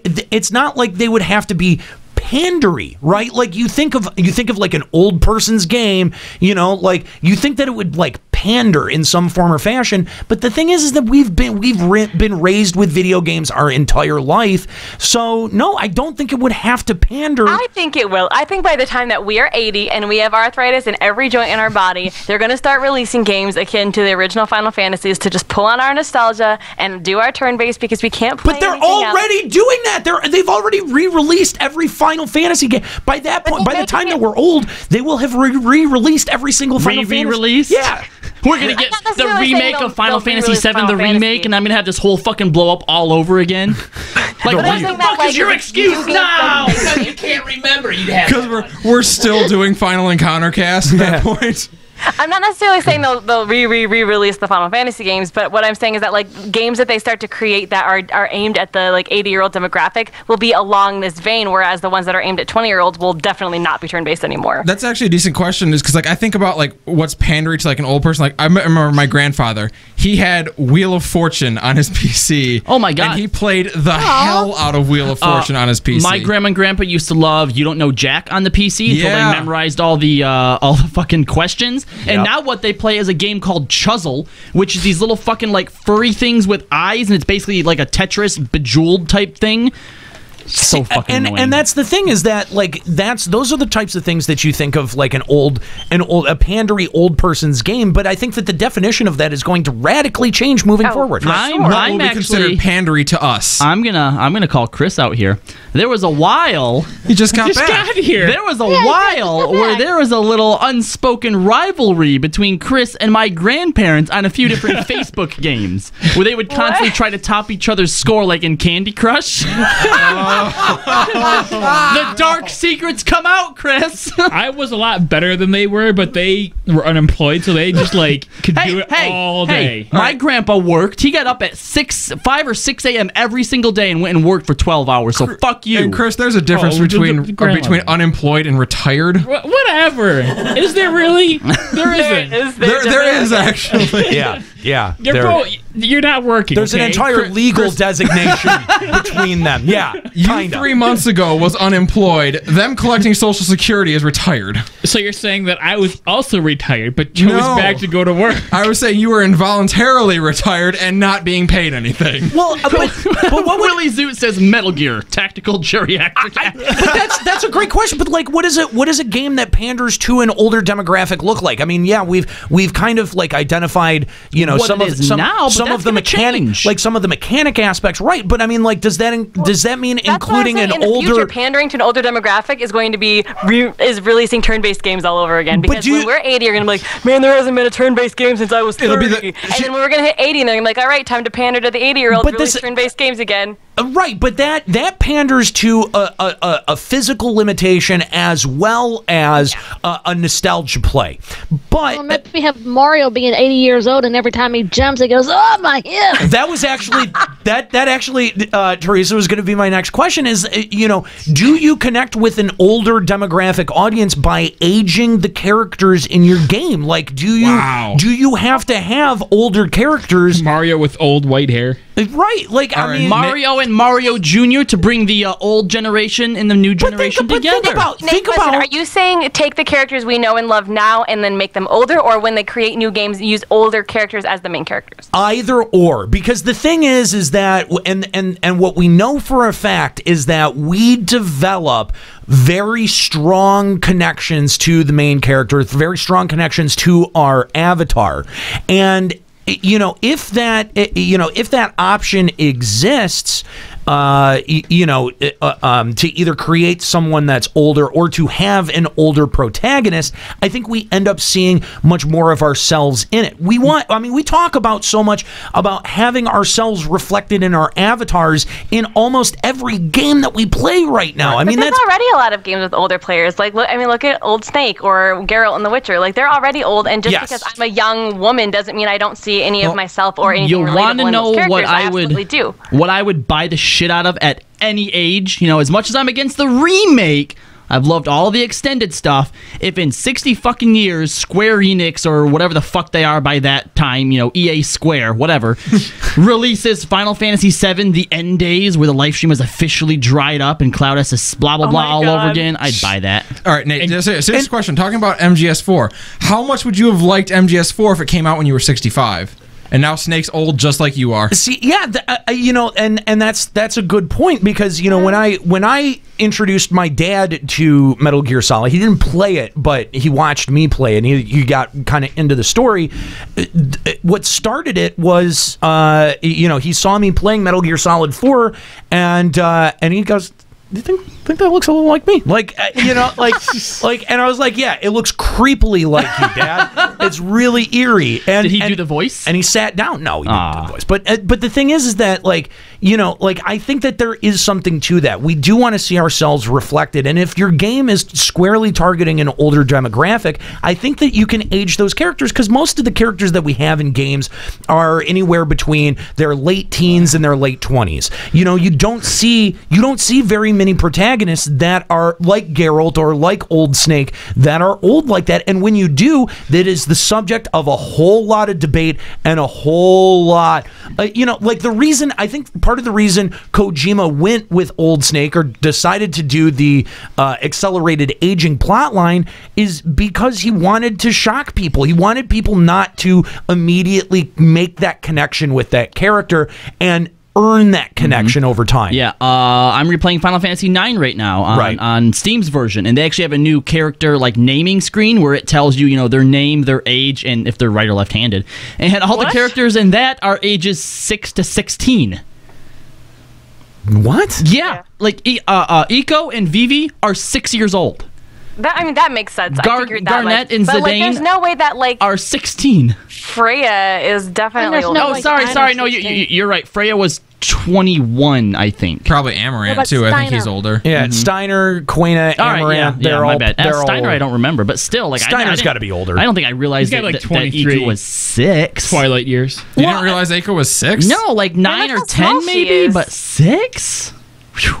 It really and I think that is going to be an important part of it, because I think I want to keep seeing boobs in my game, just not old boobs. Look, just like Persona 3, I hate that protagonist because it's I would bully this kid in high school. I would have bullied this kid. And he'd say things that specifically cut him down and hurt him deep inside. That's right. Not for comedic value either. That's right, because I really genuinely wanted to hurt him. You're right. That was part of the problem with FF12. I loved FF12, but Botched was supposed to be the main character. Right. Because he was old and they didn't think that people would connect with him, they put in Van. Right. And, yeah. And I'm like, why can't, clearly we can connect with an older character. Clearly, as long as the story is compelling and the character is realistic enough, what's the issue? And rather than shoehorning in a character last minute and changing the entire plot, that seems dumb. I think it's interesting to even, talk about this in the abstract because, I think that it could end up impacting poor decisions like that. If we had an older generation that was actively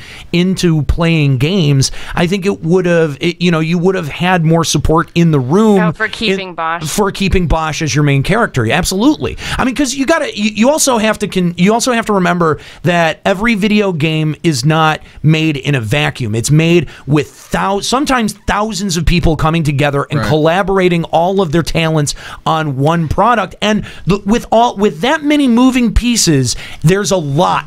There is a lot that can go wrong. I've noticed recently in looking for movies on Netflix and stuff like that when it comes to my action movies, I actually prefer the main character to be older, like Bruce Willis, Liam Neeson. John Wick, dude, that movie was fucking baller. Right. Anything Jason Statham's in. Way more than a young protagonist, because there's something about this aged, grizzly, sort of peppered veteran kicking fucking young punks' asses than there is just some young dude. like doing it. I don't even know if it's that so much, but what I've always felt is it's easier to connect with someone older than it is younger. I don't know about you. When you're like, I have a harder time connecting with protagonists that are younger than me. I think for what it is for me is that idea that like they're older, they're more experienced, they're patient, and they're not just like all like big full in their head type thing. Like seeing younger punks or thugs, thinking they're like the big shit and blah blah blah, and they're saying they're like yeah okay whatever. And then whooping all their asses is just vastly satisfying. I to look me. at a character like Zidane, where he's only 16, but I was introduced to him at 13, and I was able to identify with him. I still identify with him, but you met him at a much younger age than you are now. If you met if Zidane came out as your protagonist at this age and it was your first experience with him, do you think you'd connect as well? As the way that I am, yes. Well, you are a 13-year-old in the head, so sure. Good one, Chris. So yeah, I think that this is a massively important issue. Thank you, Teresa, for the call. We really appreciate it here on Final Encountercast. We've run a little bit over, but let's at least get one of these emails out. Uno email. Who wants to take this? I'm gonna take it. Go ahead. Once I get it up. God, I was on the chat. It's up now. It's up now. You failure. Hey, Final Encounter getting old. He can't get it up on command anymore. Aging gamers. Hey, put up that picture of Rita Repulsa. I'll get it up. No. I was listening to episode 14 and took a special interest in the discussion about Nintendo's future and whether the NX will make or break the company. A lot of people are quick to pass judgment about Nintendo's imminent demise because of the limited scope of the company, and it's easy to see why. Unlike Microsoft or Sony, Nintendo does not have other divisions to fall back on when their systems and games aren't selling well. Good point. Well, that's not entirely true. Nintendo is in a lot better shape than most people think. A lot of people don't realize that Nintendo has a huge cash reserve to fall back on during hard times. $4.5 billion in cash and $3.2 billion in securities, so around $7.7 billion as of their last financial statement. So assuming the NX sells poorly and they end up operating at a loss like they did in 2014 when the Wii U was crashing and burning, approximately $208 million net loss that year, they could continue to run with an operating loss for about 37 years. And that's $7.7 billion divided by 208,000. And that assumes they take no steps to downsize or otherwise cut costs. Obviously, there are a lot of other factors at play, but at a quick glance, Nintendo seems to be perfectly capable of botching another console generation or 3 and being able to make it out alive. I'm a Nintendo-year-old at heart. Oh my god. 10-year-old. That's clever. That's clever. Yeah. So I'm glad to see Nintendo is in great shape financially. I just wish they would stop innovating for innovation's sake and make a console that's as powerful as Microsoft and Sony again. Thanks, David. Again, that implies that they did in the first place. I don't know that that's ever true. The N64 was pretty good. Super Nintendo, brah. Here's a link to the financial report. N64 was like the last time that it was in terms of well, no, GameCube. Okay, GameCube. Yeah. GameCube was competitive. But here's the thing is that, yes, Nintendo does have huge cash reserves, but it also has investors. It also has a board that it has to answer to. And if it's not making money, if it's hemorrhaging money, there are going to be investors and there are going to be business partners that end up pulling out of that partnership. Right. And that's what you stand to lose. Not that you can't float yourself, but that you end up hemorrhaging more money than you can end up being able to absorb. No investment group is going to wait for you to burn through that entire reserve. They will pull the plug way before then. Right. Square Enix is sort of in a similar position because they also have massive cash reserves that they could not come out with a successful product for 10 years and have it be okay. But, you also consider decisions they made like the Final Fantasy Spirits Within movie. There are big cash sinks that a lot of times we don't even know about. Mm-hmm. There may have been development in another department. There may have been development on a certain game that they take a hit on, or let's say that the NX never even makes it to market. Let's say that something comes out that turns the game on its head. Let's say VR becomes the biggest thing in gaming, and the NX is just not shaped up for VR. No. It's not ready for VR. So they look at the way that it's going and say, okay, this is not a good idea, and they end up pulling it from the market or never put it to market. That's a huge loss too. There's a lot of potential things that could end up going wrong, and you're right. Nintendo needs to stop innovating for innovation's sake and get back to what what the essential of what their audience wants, right? Like and the thing is that I think Nintendo has worked themselves in a position where they don't even recognize their potential audience anymore. They just know the audience that they've been able to keep, and they just want to keep that audience, and they don't understand that branching out could really make them the name in gaming again. I mean, they really, like, that's what's at stake here. To start to do that, though, they're going to have to pop the bubble. Yes, they absolutely have to pop the bubble, and they have to be operating outside of it. You know, and look at the latest Star Fox game that just came out. What Star Fox game? Yeah, totally mixed reviews. A lot of people don't care. Anyone who's not a 10-year-old, like, just barely knew that there was a new Star Fox game, let alone whether or not it was any decent or cared that there was a new rail shooter. That's what a Star Fox game is. It's a fucking rail shooter. For furries. Yeah, so what the fuck? No, go away. That's not to say that, like, Star Fox wasn't great for its time. Star Fox 64 was a masterpiece, but absolutely. Yeah, I don't know how well that translates to this point in time. Yeah. So, as long as Nintendo can get outside of their bubble, I think that's going to be the critical thing. Mm-hmm. All right. Well, I think that's going to wrap it up here for Final Encountercast. Thank you guys so much for hanging out with us on Sundays. Make sure that you come back next Sunday at 5 here at twitch.tv/Final Encountercast for episode number 16 next week. Don't know what we're going to be talking about, so I can't really front sell anything, but we're going to have a whole lot more conversation and discussion about gaming. If you'd like to call in and be a part of the fun, Final Encountercast, add that account on Skype, or write this down and put it in your phone, 810-207-1764. You can call anytime that we're live, and we will absolutely try to take your call. Thank you to all of our callers. We really appreciate you calling into the show today and hanging out with us. Thank you to my crew, of course, Robbie, Chris, Callie, Nika. We've got Len, aka Papa Woody, hanging out here in the background. We got Kooky Persona manning our phones, and we do so appreciate your help for everything that it takes to produce this show. So thank you guys so much for listening. We'll catch you next week. Have a good one. See ya.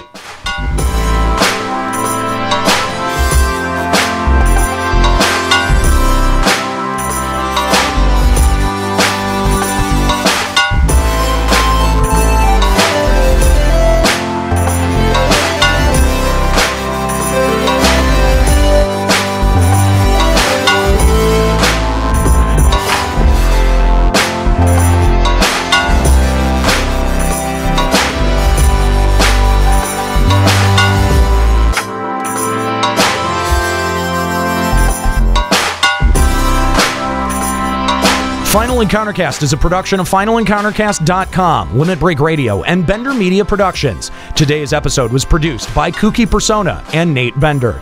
This show is made possible by the generous Patreon donors of the podcast Limit Break Radio. Opening music provided by Keyboard Kid. More info and music can be found at keyboardkid206.bandcamp.com. Closing music provided by Sobsy. For more info, visit sobsy.bandcamp.com. For links to articles mentioned on this show, check out our live blog at finalencountercast.com. Final Encountercast and its hosts are solely responsible for its content.